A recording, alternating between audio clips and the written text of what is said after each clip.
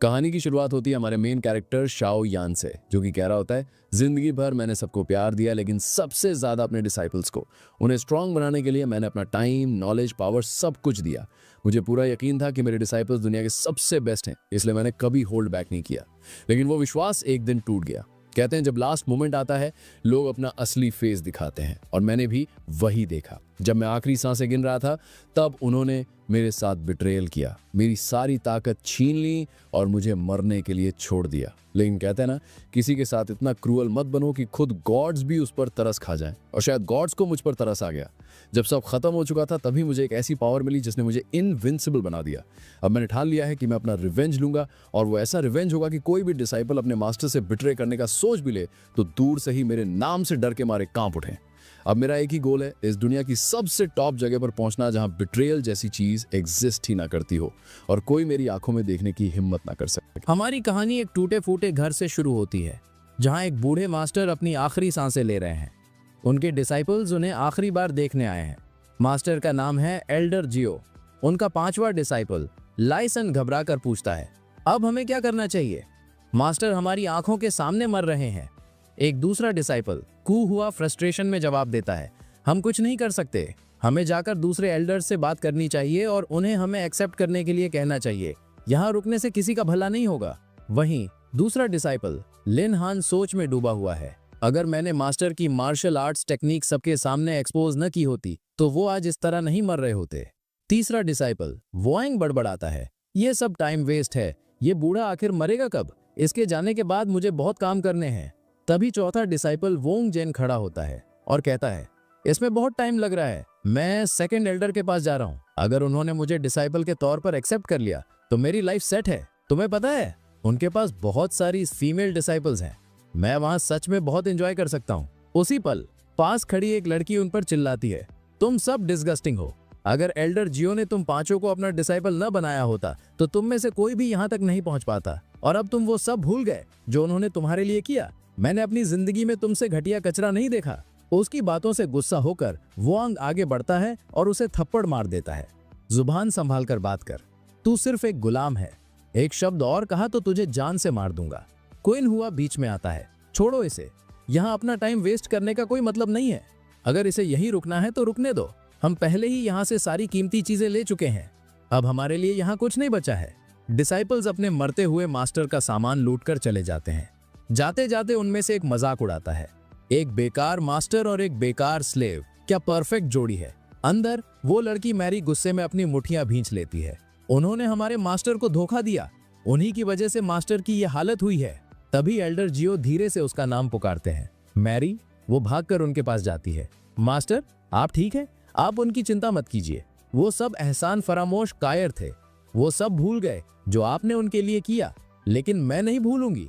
मैं आपको कभी छोड़कर नहीं जाऊंगी, चाहे कुछ भी हो जाए। मैं आपका ख्याल रखूंगी। एल्डर जियो दुखी होकर उसकी तरफ देखते हैं। मैं तुम्हें माउंट आई पर तो ले आया, लेकिन मैंने तुम्हें कभी ऑफिशियली अपना डिसाइपल नहीं बनाया और नहीं तुम्हें कभी ट्रेन करने की इजाजत दी।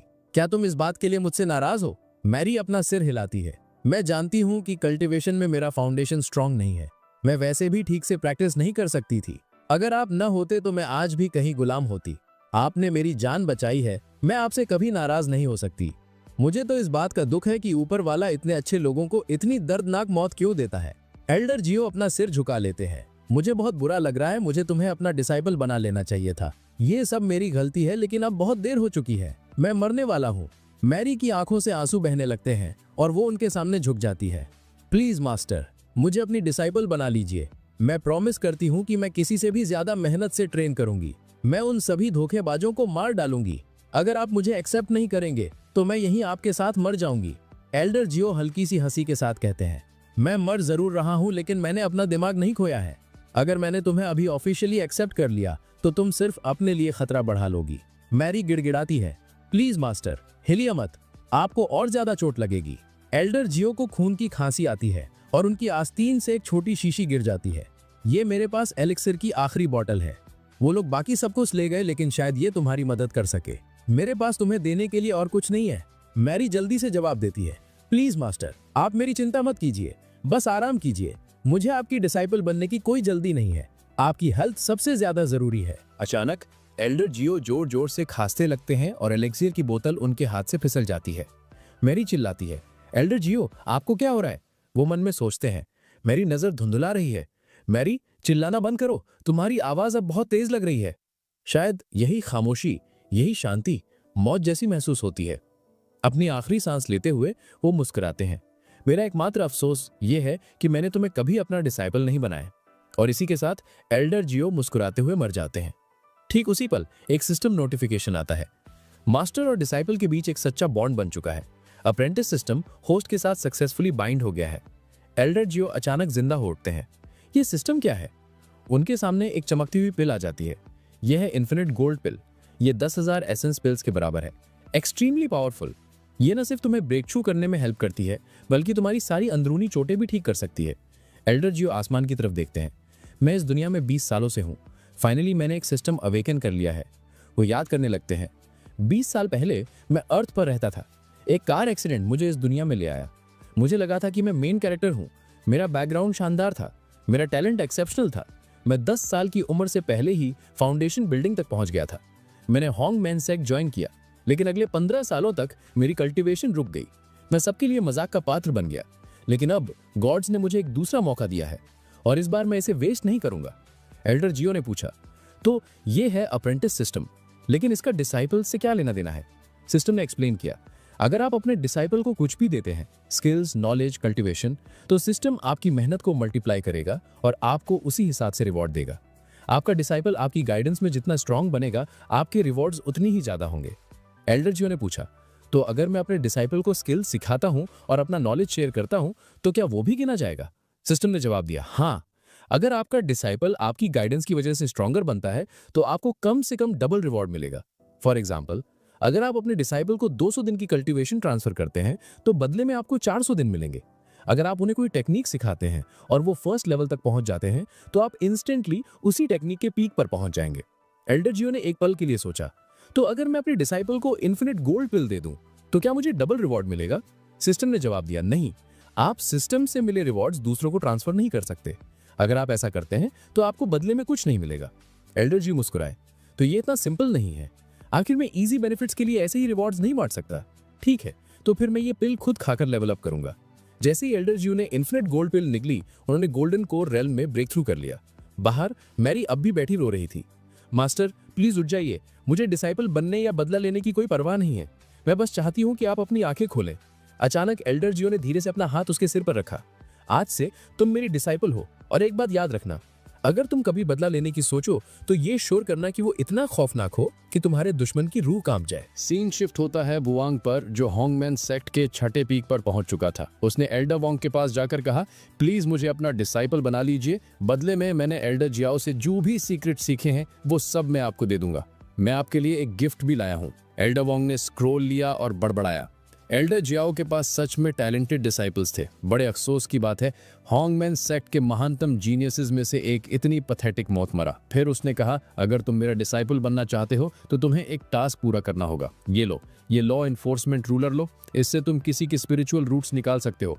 जाओ और एल्डर जियाओ के स्पिरिचुअल रूट निकाल लाओ। ये कर दो और मैं तुम्हें अपना डिसाइपल मान लूंगा। लेकिन सावधान रहना, एक बार जब खून इस रूलर पर लग जाता है, तो बिना किसी स्पेशल टेक्निक के उसे हटाना लगभग इम्पॉसिबल है। वोंग ने कॉन्फिडेंस से सिर हिलाया। आप चिंता मत कीजिए एल्डर वोंग, चाहे कुछ भी हो जाए, मैं ये मिशन पूरा करूंगा। ठीक तभी एक अटैक ने वोंग को जोर से हिट किया, जिससे वो बुरी तरह घायल हो गया। लॉ एनफोर्समेंट रूलर गलती से उसी के शरीर में धंस गया। दर्द से चिल्लाते हुए वोंग चीखा, नहीं, ये नहीं हो सकता। मेरी कल्टीवेशन जर्नी तो अभी शुरू भी नहीं हुई और मैं यहीं मरने वाला हूँ। अचानक एल्डर वोंग गरजा। किसकी हिम्मत हुई दखल देने की? आसमान में एल्डर जियाओ और मेरी दिखाई दिए। एल्डर जियाओ ने उसे घूरते हुए कहा, एल्डर वोंग, अगर तुम्हें मेरे स्पिरिचुअल रूट्स चाहिए थे, तो तुम खुद क्यों नहीं आए? क्या तुम्हारे अंदर इतनी भी हिम्मत नहीं है? एल्डर वोंग घबरा कर हंसा। एल्डर जियाओ, आप इतने गुस्से में क्यों हैं? मैं तो बस आपके डिसाइपल के साथ मजाक कर रहा था। मन ही मन एल्डर वोंग घबरा रहा था। उसे तो मर जाना चाहिए था, लेकिन वो यहाँ जिंदा है और पहले से भी ज्यादा पावरफुल। इसका ऑरा, इसने जरूर गोल्डन कोर रेल में ब्रेक थ्रू कर लिया है। एल्डर जियाओ की आंखें सिकुड़ गईं। तुम्हें लगता है ये मजाक है? मैं गेम्स के मूड में नहीं हूँ। उसने अपनी 1000 स्वॉर्ड टेक्निक एक्टिवेट की और हमलों की बौछार कर दी। एल्डर वोंग का एक्सप्रेशन बदल गया। वो टेक्निक? अब मुझे याद आया। हमने एक साथ हॉन्गमैन सेट ज्वाइन किया था और जियाओ ने तब ये टेक्निक बनाई थी। इसकी वजह से उसे बहुत रिस्पेक्ट और अनगिनत कल्टीवेशन रिसोर्सेज मिले थे, लेकिन मैं तेजी से आगे बढ़ गया और उसे पीछे छोड़ दिया। हमने उस पर कितने रिसोर्सेज वेस्ट किए जिसे हम ट्रैश समझते थे। एल्डर वोंग ने शांत रहने की कोशिश की। इतना गुस्सा होने की जरूरत नहीं है, तुम वैसे भी मुझे नुकसान नहीं पहुंचा सकते। मैं पहले ही गोल्डन कोर रेल्म के दूसरे लेवल पर पहुंच चुका हूं। अगर हम लड़ते भी हैं तो तुम मुझे हरा नहीं पाओगे। लेकिन इससे पहले कि वो अपनी बात पूरी करता, 1000 स्वॉर्ड टेक्निक ने उसकी डिफेंसिव शील्ड तोड़ दी। एल्डर वोंग ने अविश्वास में सोचा, ये कैसे पॉसिबल है? एल्डर जियाओ ने ठंडे अंदाज में कहा, इतनी कमजोर पावर के साथ तुम्हारी हिम्मत कैसे हुई मुझे चैलेंज करने की? तुम यहां से जिंदा नहीं जाओगे। एल्डर वोंग मुस्कुराया, वो तो हम देखेंगे। उसने मुश्किल से एक और बार बचाया और सोचा, ये कैसी पावर है? ऐसा लग रहा है जैसे वो पहले ही गोल्डन कोर रेल्म के तीसरे लेवल पर पहुंच गया है। मैं उसका सामना नहीं कर सकता। तभी एल्डर जियाओ ने उसकी बाह पर वार किया, जिससे खून बहने लगा।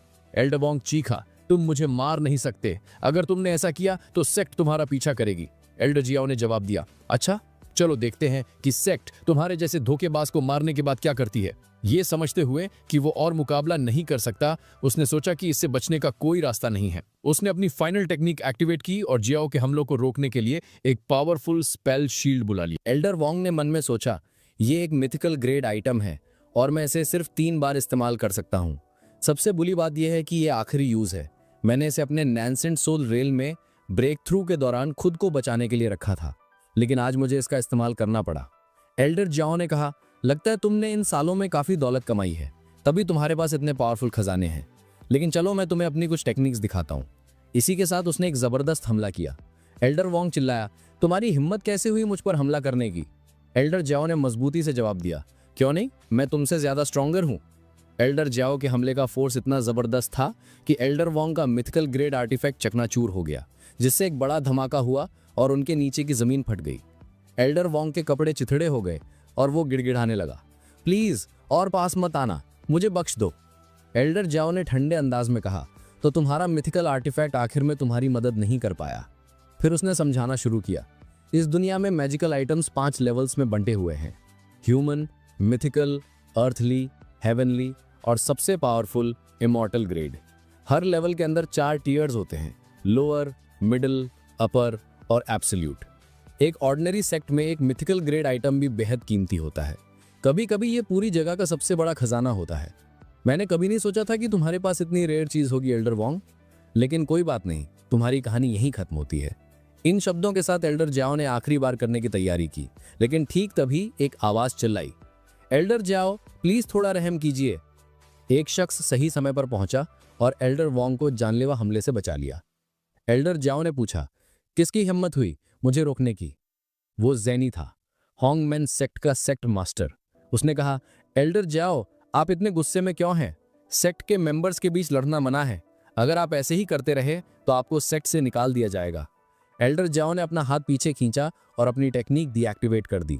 जमीन पर रेंगते हुए एल्डर वोंग ने गुहार लगाई, लीडर आप आखिर आ ही गए, प्लीज मुझे इंसाफ दिलाइए। इस पागल ने अभी अभी मेरी डिसाइपल को मार डाला और मुझे भी मारने वाला था। एल्डर वोंग ने मन ही मन सोचा और मुस्कुराया, अब जबकि लीडर यहाँ है, जाओ मुझे हाथ भी नहीं लगा सकता। लेकिन उसके शौक के लिए जिंगी ने उसे जोरदार थप्पड़ मारा और चिल्लाया, अपनी बकवास अपने तक ही रखो। फिर उसने सख्ती से कहा, एल्डर वोंग मेरे साथ जजमेंट हॉल चलो, हम तय करेंगे कि कौन यहाँ रहने के लायक है और कौन नहीं।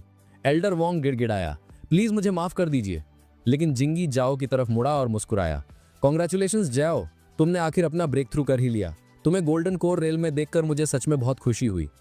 एल्डर जियाओ ने हल्का सा झुककर कहा, थैंक यू लीडर, अगर आज मैंने ब्रेक थ्रू नहीं किया होता तो मैं उस धोखेबाज के हाथों मारा जाता और शायद सेक्ट से भी निकाल दिया जाता। एल्डर वोंग ने अब भी खुद को डिफेंड करने की कोशिश की। मैंने कहा ना कि एक मिसअंडरस्टैंडिंग थी, वो तो एक मजाक भी नहीं सह सकता। आप जो भी सजा देंगे मुझे मंजूर है, लेकिन प्लीज ऐसी बातें कहना बंद कीजिए जो सच नहीं है। एल्डर जियाओ ने ठंडे अंदाज में जवाब दिया, तुम लकी हो कि लीडर आ गए, वरना मैं तुम्हारे टुकड़े टुकड़े कर देता। तुम सिर्फ उन्हीं की वजह से जिंदा हो। फिर उसने वोंग को घूरते हुए कहा, लेकिन वो धोखेबाज, वो इतना लकी नहीं होगा। मैंने एक मास्टर के तौर पर उसे अपना सब कुछ दिया और उसने मुझे धोखा दिया। वो आज यहाँ मुझे मारने के इरादे से आया था। उसके जैसा इंसान कल्टीवेट करने के लायक नहीं है, उसे सेक्ट से निकाल देना चाहिए। उसने ऐलान किया, आज के बाद वोंग को सेक्ट के अंदर एक कदम भी रखने की इजाजत नहीं है। जिंगी एल्डर जियाओ की तरफ मुड़ा और बोला, चूंकि तुम उसके डिसाइपल हो तो उसकी किस्मत का फैसला करना तुम्हारा हक है। अचानक मेरी आगे आई और बोली, मास्टर, आपको अपने हाथ गनवे करने की जरूरत नहीं है, इस कचरे को मैं खुद संभाल लूंगी। वो आंग गरजा, मैं भले ही कमजोर हूं लेकिन इतना भी पैथेटिक नहीं कि तुम जैसे कचरे को मार ना सकूं। उसने मेरी पर हमला किया लेकिन उसने बड़ी आसानी से उसका हमला नाकाम कर दिया। शॉक्ड होकर वोआंग चिल्लाया, ये कैसे पॉसिबल है? तुम तो यूजलेस थी, तुमने 1000 स्वॉर्ड टेक्निक कैसे सीखी? एल्डर जियो उसे देख रहे थे और सोच रहे थे ये कोई ट्रैश नहीं है। लेकिन कुछ दिन पहले सब कुछ बदल गया था। 3 दिन पहले एल्डर जियो मैरी के स्टैट्स चेक कर रहे थे। वो हैरानी से बड़बड़ाए, इसके पास तो इन्नेट स्वॉर्ड बॉडी है। मैरी ने पूछा, मास्टर, इसका क्या मतलब है? एल्डर जियो मुस्कुराए, इसका मतलब है कि तुम गिफ्टेड हो, तुम तलवारबाजी सीख सकती हो। ये दिखाने के लिए उन्होंने एक ही बार में एक विशाल पेड़ को काट दिया और कहा, यही वो टेक्निक है जिसमें तुम्हें मास्टरी हासिल करनी है। इसका इस्तेमाल वोंग को हराने के लिए करना। वो तुरंत 1000 स्वॉर्ड टेक्निक की ट्रेनिंग करने लगी। एल्डर जियो की गाइडेंस की वजह से उसने जल्द ही 1000 स्वॉर्ड टेक्निक सीख ली। सिस्टम ने एल्डर जियो को रिवॉर्ड के तौर पर हेवनली स्लेइंग टेक्निक दी, जो एक top tier mythical level skill थी। एल्डर जियो ने उसे देखकर सोचा, ये कोई ट्रैश नहीं है, मेरे लिए असली खजाना तो यही है। वापस प्रेजेंट में मेरी ने वोंग की छाती पर पैर रखा और कहा, मास्टर ने तुम्हें ये टेक्निक कई दिनों तक सिखाई, फिर भी तुम इसे मास्टर नहीं कर पाए। असली ट्रैश तो यहाँ तुम हो। वोंग गिड़गिड़ाया, प्लीज ऐसा मत करो। लेकिन मेरी ने उसकी मिन्नतें इग्नोर कर दी और लॉ एनफोर्समेंट रूलर सीधे उसके शरीर में घोंप दिया, जिससे उसके इंटरनल रूट्स तबाह हो गए। वो एल्डर जियो की तरफ मुड़ी और बोली, मास्टर, मैंने उसका स्पिरिचुअल रूट डिस्ट्रॉय कर दिया है, प्लीज इसे वेरीफाई कर लीजिए। एल्डर जियो ने उसे यकीन दिलाया, चिंता मत करो, मैं इसे चेक कर लूंगा। जिंगी बीच में आया और बोला, एल्डर जियो, आपने धोखेबाज को सजा दे दी है, मैं एल्डर वोंग को यहाँ से ले जाकर बाकी सिचुएशन हैंडल कर लूंगा। लेकिन एल्डर जियो आगे बढ़े और पूछा, किसने कहा कि तुम बस यूं ही जा सकते हो? जिंगी ने तेवर चढ़ाए, ये तुम क्या कह रहे हो? तुमने मुझसे प्रॉमिस किया था कि तुम उसकी जान नहीं लोगे। एल्डर जियो हंसा, मैंने कहा था कि मैं उसकी जान बख्श दूंगा, लेकिन मैंने ये कभी नहीं कहा कि मैं उसे मुफ्त में जाने दूंगा। अगर उसे यहाँ से जाना है तो उसे कीमत चुकानी पड़ेगी। तभी एल्डर वोंग हंस पड़ा और बोला कि वो समझ गया कि एल्डर जियो क्या कहना चाह रहे हैं। एक कड़वी मुस्कान के साथ उसने एक थैली आगे बढ़ाई और बताया कि इसमें उसकी सारी दौलत है, उसके हिसाब से ये जरूरत से ज्यादा होनी चाहिए। एल्डर जियो ने थैली एक्सेप्ट किया और कमेंट किया कि एल्डर वोंग एक समझदार आदमी है। उसने इस उदार तोहफे के लिए उसे थैंक यू कहा और बोला कि इसकी सराहना की जाती है। फिर वो मेरी की ओर मुड़ा और कहा कि अब चलने का समय हो गया है। जैसे ही वे जाने लगे, मेरी ने अपने मास्टर की तारीफ की और कहा कि उन्होंने सब कुछ बहुत बढ़िया तरीके से हैंडल किया है। एल्डर जियो ने भी तारीफ लौटाते हुए कहा कि उसने भी उतना ही अच्छा काम किया है। फिर उन्होंने उसे सलाह दी कि वो आज का दिन छुट्टी ले और आराम करे, क्योंकि उनकी ट्रेनिंग अगले दिन से फिर शुरू होगी। जाते जाते एल्डर जियो पीछे मुड़ा और एल्डर वोंग से कहा कि वो अपना ख्याल रखे, लेकिन एल्डर वोंग अंदर ही अंदर गुस्से से उबल रहा था। उसने मन में सोचा कि एल्डर जियो आज जितना चाहे हंस ले, लेकिन जो कुछ हुआ उसके लिए वो उसे कभी माफ नहीं करेगा। अगले दिन 7th पीक पर एल्डर जियो को एल्डर वोंग का सामान एग्जामिन करते हुए देखा गया। उसने नोट किया कि कलेक्शन तो अच्छा खासा था, लेकिन ज्यादातर एलिक्सर्स गोल्डन कोर रेल्म की कल्टीवेशन के लिए थे। हालांकि इन रिसोर्सेज की क्वालिटी बस एवरेज ही थी। फिर उसे कुछ मिड ग्रेड टेक्निक्स मिली और उसने कमेंट किया कि उनमें से एक सॉलिड प्राइमरी फाउंडेशन बनाने के लिए यूजफुल हो सकती है। एक सॉर्ड और बॉटल को साइड रखते हुए उसने कहा कि ये एल्डर वोंग के सबसे वैल्यूएबल आइटम्स थे। हालांकि सच तो ये था कि वे उसके लिए कुछ खास यूजफुल नहीं थे। उसने डिसाइड किया कि इन्हें मैरी को देना बेहतर रहेगा और मन ही मन सोचने लगा कि जब बात असली खजानों की आती है तो सिस्टम हमेशा बेस्ट वाले ही देता है। इंस्पेक्शन जारी रखते हुए एल्डर जियो को स्पेशल स्टोन्स का एक बड़ा ढेर मिला। वो बड़बड़ाया, एक लो लेवल एल्डर माने जाने के हिसाब से एल्डर वोंग के पास 100 से ज्यादा स्पेशल स्टोन्स थे। ये तभी पॉसिबल है जब उसने दूसरों को लूटा हो, वरना वो इतनी दौलत जमा कर ही नहीं सकता था। एल्डर जियो मुस्कुराया और सोचा, लगता है मैं अब अमीर हो गया हूँ। शायद अब वक्त आ गया है कि मैं इस टूटी फूटी झोपड़ी में रहना बंद करूं और अपने लिए एक ठीक ठाक घर बनाऊं। तभी मैरी वहां आ गई और उसे याद दिलाया कि उसने अपनी ट्रेनिंग शुरू करने का प्रॉमिस किया था और अब वो 2 घंटे बाद वापस आई है। उसने पूछा कि क्या वो अब अंदर आ सकती है। एल्डर जियो ने उसका स्वागत किया और उसे अपने बगल में बैठने को कहा। इसके बाद उसने कल्टीवेशन रेल्म्स के बारे में समझाना शुरू किया। उसने कहा कि पहला पोस्ट नेटल रेल्म है, उसके बाद इनेट रेल्म, फिर की रिफाइनिंग रेल्म और फिर गोल्डन कोर रेल्म जो कि उसका करंट लेवल था। इसके ऊपर nascent soul realm, separation realm और इंटीग्रेशन रेल्म थे। इनके भी आगे मयान रेल्म और सबसे टॉप पर ट्रांसेंडेंस रेल्म था। उसने समझाया कि इनमें से हर एक रेल्म 10 लेवल्स में डिवाइडेड है। पोस्ट नेटल रेल्म में कोई अपनी एनर्जी का इस्तेमाल अपने ब्लड वेसल्स और मसल्स को हील करने के लिए करता है ताकि उसका शरीर कल्टीवेशन के लिए सूटेबल बन सके। इनेट और की रिफाइनिंग रेल्म्स फिजिकल डिफेंस को काफी बढ़ा देते हैं। ट्रांसेंडेंस रेल्म तक पहुंचने के बाद कोई इमॉर्टैलिटी भी हासिल कर सकता है, हालांकि आज तक कोई भी इसे अचीव नहीं कर पाया है। लोग इमॉर्टल्स की बातें सिर्फ कहानियों में ही करते थे। फिर एल्डर जियो ने मैरी को बताया कि वो उसे प्राइमोर्डियल टेक्निक सिखाएगा और उसे अपना मन फोकस करने को कहा। उसने उसे इन्फॉर्म किया कि वो अपनी कुछ की उसे ट्रांसफर करेगा ताकि उसकी कल्टीवेशन में मदद हो सके। उसी पल सिस्टम ने एल्डर जियो को नोटिफाई किया कि मैरी अब ऑफिशियली उसकी ट्रू डिसाइपल रजिस्टर हो चुकी है और उसने उसे 15 एनर्जी पॉइंट्स ग्रांट किए हैं। हैरान होकर एल्डर जियो सोचने लगा कि सिस्टम बदले में उसे क्या देगा। सिस्टम ने जवाब दिया कि उसे बदले में लगभग 50 से 60 एनर्जी पॉइंट्स मिलेंगे। उसने मन ही मन सोचा कि मैरी टेक्निक सीखने में एक्सेप्शनली टैलेंटेड है और अब तक जो चीज उसे रोक रही थी वो थी कल्टीवेशन पावर की कमी। लेकिन अब जब वो उसे अपनी की सप्लाई कर सकती है तो वो आसानी से अपने बोन मैरो को रिफाइन कर पाएगी। इसी के साथ एल्डर जियो ने मैरी को बड़ी मात्रा में एनर्जी ट्रांसफर की और उसे उसकी कल्टीवेशन जर्नी के अगले फेज के लिए तैयार किया। जब मैरी ने अपनी आंखें खोली तो वो पहले ही पोस्ट नेटल रेल्म के 10th लेवल तक एडवांस कर चुकी थी। शॉक होकर वो एल्डर जियो की तरफ मुड़ी और पूछा कि उसने अपनी की सीधे उसे ट्रांसफर क्यों की। उसने बताया कि किसी को अपनी की देने से खुद की कल्टीवेशन बहुत कमजोर हो सकती है और रेल्म भी नीचे गिर सकता है। मास्टर प्लीज दोबारा ऐसा मत करना, अगर आपके रेल्म को कुछ हो गया तो आप पहले से कहीं ज्यादा कमजोर हो जाएंगे। लेकिन एल्डर जियो शांति से मुस्कुराया और उसे तसल्ली दी, चिंता मत करो, तुम्हारे मास्टर को कुछ नहीं होगा।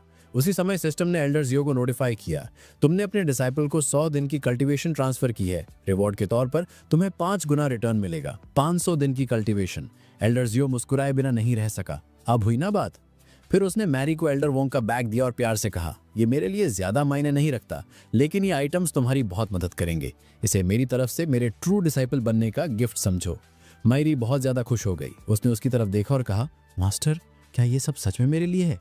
सिस्टम ने रिपोर्ट किया, तुमने अपने डिसाइपल को एक 3rd ग्रेड युआन पिल और 10 2nd ग्रेड पिल्स गिफ्ट की हैं। बदले में तुम्हें रिवॉर्ड के तौर पर एक 4th ग्रेड युआन पिल मिलेगी। मैरी बहुत इमोशनल हो गई। थैंक यू मास्टर, आपने मेरी जान बचाई। अगर फ्यूचर में आप कभी भी मुझसे कुछ करवाना चाहे तो बस कह दीजिएगा, मैं प्रॉमिस करती हूँ कि ये डिसाइपल आपको कभी डिसअपॉइंट नहीं करेगी। सिस्टम ने फिर ऐड किया, तुमने अपने डिसाइपल को 17 मार्शल टेक्निक्स दी हैं, बदले में तुम्हें 20 गुना रिवॉर्ड मिलेगा। तुम्हारा रिवॉर्ड है 1000 माइल स्वॉर्ड आर्ट, एक heavenly great supreme rank technique. Elder जियो ने कहा, इतना इमोशनल होने की जरूरत नहीं है, जो मेरा है वो तुम्हारा है। अब जाओ और उन टेक्निक्स की प्रैक्टिस शुरू करो। जब तुम उन्हें सीखना शुरू कर दो तो मेरे पास वापस आना और मैं तुम्हें थोड़ी और ची दूंगा। मैरी हैरान रह गई, मास्टर आप मुझे और ची देंगे? फिर सिस्टम ने रिपोर्ट किया, तुमने अपने डिसाइपल को 5 एलिमेंटल सील, एक earth grade intermediate rank weapon grant किया है। बदले में तुम्हें वॉन्डरिंग जेंटल स्वॉर्ड, एक earth grade supreme rank weapon मिलेगा। अब भी चिंता में मैरी ने कहा, मास्टर आप मुझे इतना कुछ दे रहे हैं, इसका असर जरूर आपके शरीर पर पड़ेगा, ये आपके लिए सेफ नहीं हो सकता। एल्डर जियो बस मुस्कुराया, मैंने तुमसे कहा ना मैं ठीक हूँ। अगर तुम्हें अब भी यकीन नहीं है तो देखो, मैं यहीं बैठूंगा और 3 दिन तक लगातार कल्टीवेट करूंगा। उसके बाद मुझे यकीन है कि मैं ब्रेक थ्रू करके गोल्डन कोर रेम के 5th स्टेज तक पहुंच जाऊंगा। मैरी ने मजबूती से जवाब दिया, तो फिर मैं यहीं रुकूंगी और जब आप कल्टीवेट करेंगे तब मैं आपको प्रोटेक्ट करूंगी। मैं किसी को भी आपको डिस्टर्ब नहीं करने दूंगी। एल्डर जियो ने धीरे से हाथ हिलाकर उसे मना किया, इतनी चिंता करने की जरूरत नहीं है, जाओ अब और अपनी प्रैक्टिस पर फोकस करो। मैरी ने सिर हिलाया, ठीक है मास्टर, मैं आपको फिर डिस्टर्ब नहीं करूंगी। इतना कहकर वो कमरे से चली गई। उसके जाने के बाद एल्डर जियो वापस बैठे और बोले, चलो अब देखते हैं कि मुझे क्या क्या रिवॉर्ड्स मिले हैं। उन्होंने अपने स्टोरेज में हाथ डाला और एक 4th ग्रेड युआन पिल बाहर निकाली। उसे हैरानी से देखते हुए वो बोले, मैंने इस पिल के बारे में बहुत सुना है, लेकिन ये पहली बार है जब मैं इसे सामने से देख रहा हूँ। इस जैसी चीज को रिफाइन करने के लिए कम से कम नैनसेंस सोल रेम का कोई बंदा चाहिए। उस रेम से नीचे का कोई भी इसे बिल्कुल रिफाइन नहीं कर पाएगा और इसके लिए जो मटेरियल्स लगते हैं वो एक्सट्रीमली रेयर हैं। मैं गारंटी दे सकता हूं कि पूरे होंगमेन सेक्ट में किसी और के पास ऐसी चीज नहीं है। अगर हम पूरा सेक्ट बेच भी दें तो भी शायद हम ऐसी 5 पिल्स ही अफोर्ड कर पाएंगे। लेकिन जो चीज उन्हें सबसे ज्यादा एक्साइट कर रही थी वो पिल नहीं थी। मेरे पास जो सबसे बेस्ट चीज है वो है heavenly great sword control technique 10,000 miles. ये दुनिया की टॉप टियर स्वॉर्ड टेक्निक्स में से एक है। बहुत कम टेक्निक्स ही इसका मुकाबला कर सकती हैं। उन्होंने अपनी स्वॉर्ड निकाली और इसे ट्राई किया। एक ही मोशन में उनकी स्वॉर्ड आगे गई और उसने एक बड़े से पत्थर को शैटर कर दिया। एल्डर जियो ने ग्रेन किया, नॉट बैड। इस टेक्निक से मेरी आर्ट ऑफ स्वॉर्ड कंट्रोल बहुत ज्यादा पावरफुल हो जाएगी। अगर मुझे और भी स्ट्रॉन्गर स्वॉर्ड्स मिल गई तो मुझे रेल्म्स की बिल्कुल भी फिक्र नहीं करनी पड़ेगी। मैं सिर्फ अपने वेपन्स का यूज करके किसी को भी काट सकूंगा। ठीक है, अब सिस्टम की कल्टीवेशन रिवॉर्ड को यूज करने का टाइम आ गया है। सिर्फ इसी से मैं ब्रेक थ्रू कर पाऊंगा। मुझे कॉन्फिडेंस है कि मैं गोल्डन कोर रेल्म के 5th लेवल तक पहुंच जाऊंगा। सीन शिफ्ट हुआ होंगमैन सेक्ट के ट्रेड मार्केट में। वॉन्ग जिन कुछ लड़कियों के साथ घूम रहा था। तभी थोड़ी दूर पर कुछ और लड़कियां गॉसिप कर रही थीं। क्या तुमने 7th पीक वाले एल्डर जियो के बारे में सुना? सुना है उन्होंने अभी अभी ब्रेक थ्रू किया है और गोल्डन कोर रेल में प्रवेश कर लिया है। दूसरी लड़की बोली, हाँ, और मैंने ये भी सुना कि उन्होंने 6th पीक वाले एल्डर वोंग को भी हराया और बुरी तरह क्रश कर दिया। एल्डर जियो अब बहुत ही पावरफुल हो गए हैं। पहली लड़की शर्माते हुए बोली, और वो हैंडसम भी हैं, और सुना है कि उनकी एक फीमेल डिसाइपल है जिसकी वो बहुत केयर करते हैं, यहाँ तक कि उन्होंने उसे अपनी पर्सनल की तक दे दी। दूसरी लड़की प्यार भरी आप भरकर बोली, काश वो मेरे मास्टर होते, कौन नहीं चाहेगा ऐसा पावरफुल और गुड लुकिंग इंसान। वहीं पास में खड़ा लीशान जो उनकी बातें सुन रहा था, भौं चढ़ाकर मन ही मन सोचने लगा, ये तो मैरी के बारे में बात कर रही हैं, लेकिन वो जो कभी स्लेव थी, डिसाइपल कैसी बन गई? तभी वोंगजिन के साथ चल रही लड़कियों में से एक ने पूछा, ब्रदर वोंग, ब्रदर ली, क्या तुम दोनों 7th पीक से ही नहीं थे? फिर वहां से निकले क्यों? वोंगजिन हंसते हुए बोला कि इस तरह की रूमर्स पर ध्यान न दो। वो एल्डर जिसके बारे में तुम सुन रही हो असल में कोई नहीं है, उसकी कोई वैल्यू नहीं है, यहाँ तक कि कोई आवारा कुत्ता भी उसे नहीं पूछेगा। ऐसे इंसान का तो नाम लेना भी बैड लक है। लीशान ने भी सहमति में सिर हिलाया और बोला, हाँ, ब्रदर वोंग जो कह रहे हैं वो सच है। उसी समय थोड़ी दूरी से लिन हान उनकी बातें सुन रहा था और उसके मन में सवाल उठा, तो वो बुजुर्ग जिसे ये लोग गालियां दे रहे हैं सच में ब्रेक थ्रू कर चुका है? यहाँ तक कि एल्डर वोंग भी उसे हरा नहीं पाया। अभी तो वो मौत के कगार पर था और अचानक इतना शक्तिशाली कैसे हो गया? मुझे जरूर पता करना होगा। सीन 7 पीक में शिफ्ट हुआ जहां एल्डर जियो के पास लीडर हैंग का पर्सनल डिसाइपल मिलने आया और उसने सम्मानपूर्वक कहा, मास्टर, मैं लीडर हैंग की ओर से संदेश लाया हूं। 100 दिनों में ग्रैंड मार्शल प्रतियोगिता होने वाली है जिसमें सारे सेक्ट के एल्डर्स और डिसाइपल्स हिस्सा लेंगे। लीडर चाहते हैं कि आप उसकी तैयारी करें। फिर उसने हिचकते हुए कहा, एल्डर जियो, बुरा मत मानना, लेकिन आपने जो डिसाइपल चुनी है वो बिल्कुल भी योग्य नहीं है। उसकी एबिलिटीज कमजोर हैं और मुझे नहीं लगता कि वो हमारे सेक्ट को रिप्रेजेंट करने लायक है। प्रतियोगिता में वो बुरी तरह पिटेगी। मैरी जो पास खड़ी थी गुस्से में अपनी मुट्ठियां भींच ली, लेकिन एल्डर जियो शांत स्वर में बोले, शायद तुम्हारी आंखों में ही दिक्कत है। अगर तुम मेरी डिसाइपल को अंडर एस्टिमेट कर रहे हो तो? विजिटर चौंक कर बोला, तो आप कहना क्या चाहते हैं एल्डर? एल्डर जियो ने कामली जवाब दिया, 3 दिन पहले मैरी सिर्फ एक नॉर्मल लड़की थी, बिना कल्टीवेशन के, लेकिन 3 दिनों में वो 10 गुना ताकतवर हो गई है। अगर वो ऐसे ही आगे बढ़ती रही तो भविष्य में तुम भी उसका सामना नहीं कर पाओगे। विजिटर हक्का बक्का रह गया, आप कह रहे हैं कि सिर्फ 3 दिन में उसने पोस्ट नेटल रेल्म का पीक हासिल कर लिया? एल्डर जियो ने सिर हिलाया और मैरी को अपनी शक्ति दिखाने को कहा। मैरी ने एनर्जी रिलीज की और विजिटर स्टन रह गया, उसे मानना पड़ा। एल्डर, आप सही कह रहे हैं, उसने सच में सिर्फ 3 दिन में पोस्ट नेटल रेल्म का पीक पा लिया है, लेकिन ये कैसे हो सकता है? झाड़ियों से छुपकर देख रहा लिन हान भी शौक में था। एल्डर जियो हल्के मुस्कान के साथ बोले, ये दुनिया अनगिनत पॉसिबिलिटीज से भरी है, यहाँ कुछ भी हो सकता है। मैरी ने शरारती अंदाज में विजिटर को चिढ़ाया और लिन हान मन ही मन बोला, ये तो कभी बेकार थी, इतनी जल्दी पीक तक कैसे पहुंच गई? उसकी क्वालिफिकेशंस भी बहुत खराब थीं, यह असंभव है जब तक कि एल्डर जियो के पास कोई पावरफुल ट्रेजर ना हो। अगर उनके पास ऐसा कुछ है तो वो मुझे हासिल करना ही होगा। उसने मन ही मन ठान लिया, लगता है मुझे अपने मास्टर से बात करनी पड़ेगी। सीन 3rd पीक में शिफ्ट हुआ जहां लिन हान ने एल्डर मनु को सब कुछ बताया। मास्टर, एल्डर जियो ने एल्डर वोंग को हराकर उसकी सारी संपत्ति छीन ली और अपनी डिसाइपल को एक सुप्रीम लेवल की टेक्निक भी दे दी। मास्टर, आप ताकतवर और बुद्धिमान हैं, मैंने हमेशा माना कि आप इससे ज्यादा रिसोर्सेज डिजर्व करते हैं, लेकिन एल्डर जियो बार बार रिवॉर्ड्स खुद ले लेते हैं जबकि उन्होंने कोई खास काम भी नहीं किया। एल्डर मनु की आंखें सिकुड़ गईं और उसने कहा, अगर ऐसा है तो अपनी योजना पर आगे बढ़ो, अगर तुम सफल रहे तो मैं तुम्हें अपना पर्सनल डिसाइपल बना लूंगा। लिन हान ने झुककर प्रणाम किया, धन्यवाद मास्टर, मैं आपको निराश नहीं करूंगा। सीन वापस 7th पीक पर आया जहां एल्डर जियो ने मैरी से पूछा, क्या तुम तैयार हो?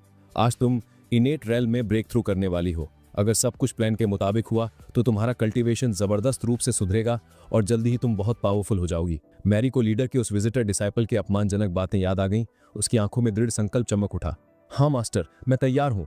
उसने मन ही मन सोचा, उस एल्डर डिसाइपल किटचन ने मुझे सच में बहुत अंडर एस्टिमेट किया। बस रुको, एक बार जब मैं स्ट्रॉन्गर हो जाऊंगी तो मैं उसकी धज्जियां उड़ा दूंगी। इस बीच एल्डर जियो सोच रहे थे, लीडर के प्रभाव में वो किटचन पूरी तरह बिगड़ गया है, लेकिन शायद ये अच्छा ही हुआ। उसके इंसल्ट्स की वजह से मैरी तेजी से प्रोग्रेस कर रही है।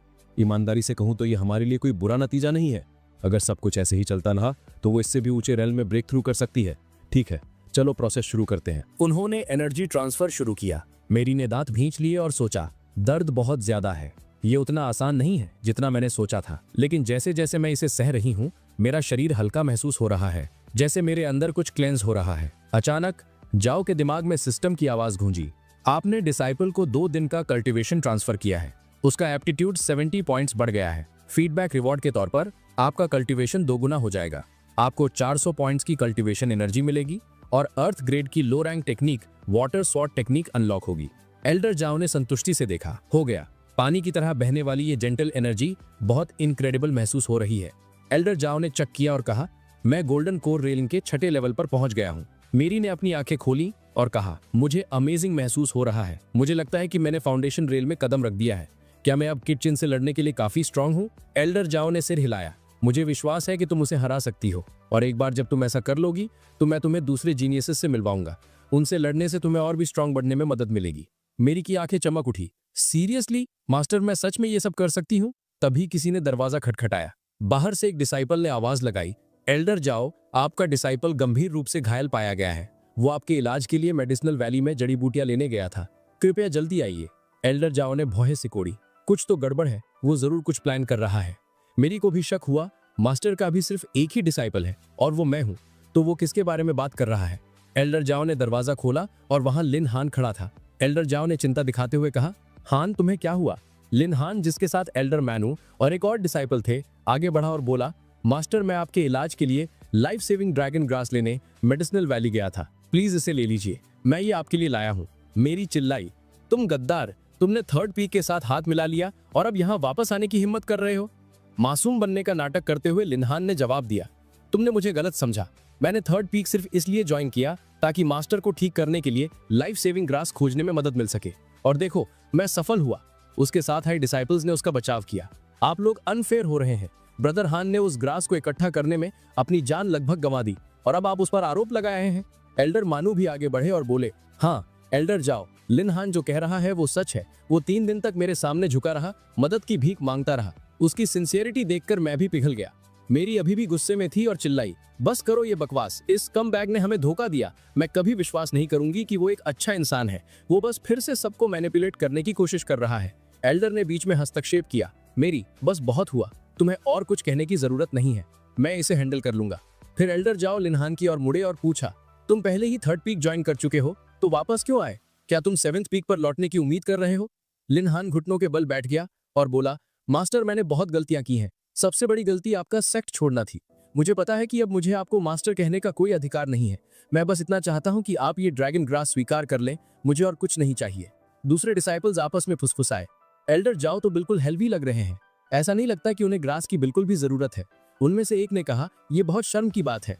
ब्रदर लिन ने एक ऐसे मास्टर के लिए इतनी मेहनत की जो उसे स्वीकार करने से इनकार कर रहा है, और उसका कल्टीवेशन भी बिगड़ गया है। उसे ठीक होने के लिए कम से कम एक 4th ग्रेड युआन पिल की जरूरत होगी। एक और डिसाइपल एल्डर जाओ की ओर मुड़ा और बोला, हमने सुना है कि आपके पास एक 4th ग्रेड युआन पिल है। अगर लिनहान आपकी वजह से घायल हुआ है तो क्या आपको ये उसे नहीं दे देनी चाहिए? दूसरे ने सहमति दी, हाँ ये तो फेयर है। लेकिन लिनहान ने तुरंत मना कर दिया, नहीं, मुझे इसकी जरूरत नहीं है। तभी एल्डर जाओ के दिमाग में एक आइडिया आया। वो थोड़ा लड़खड़ाए और बोले, तुमसे किसने कहा कि मैं ठीक हो गया हूँ? मेरा शरीर अभी भी कमजोर है। मुझे अपनी ताकत वापस पाने के लिए ड्रैगन ग्रास की जरूरत है ना मेरी? मेरी ने नाटक समझ लिया और जवाब दिया, हाँ, मास्टर की हालत गंभीर है। वो तो बस आप सबके सामने अपनी इज्जत बचाने के लिए ठीक होने का नाटक कर रहे थे। बाकी सबने एक दूसरे को अजीब तरह से देखा। एक ने बड़बड़ाया, वो बहुत ही खराब एक्टिंग थी। इस पूरे सीन ने मूड ही खराब कर दिया। यहाँ तक कि लिन हान भी दंग रह गया। ये पहले ऐसा नहीं था, ये तो बिल्कुल बेशर्म हो गया है। फिर भी उसने खुद को समझाया, वैसे भी ड्रैगन ग्रास की ज्यादा वैल्यू नहीं है। अगर बदले में मुझे एक 4th ग्रेड युआन पिल मिल जाती है तो ये एक अच्छी डील है। उसने जोर से कहा, मास्टर, अगर आपकी हालत सच में इतनी खराब है तो प्लीज ड्रैगन ग्रास स्वीकार करें। मैं इसे आपके लिए लाया हूँ। इसे अपने पास रखना बेकार होगा।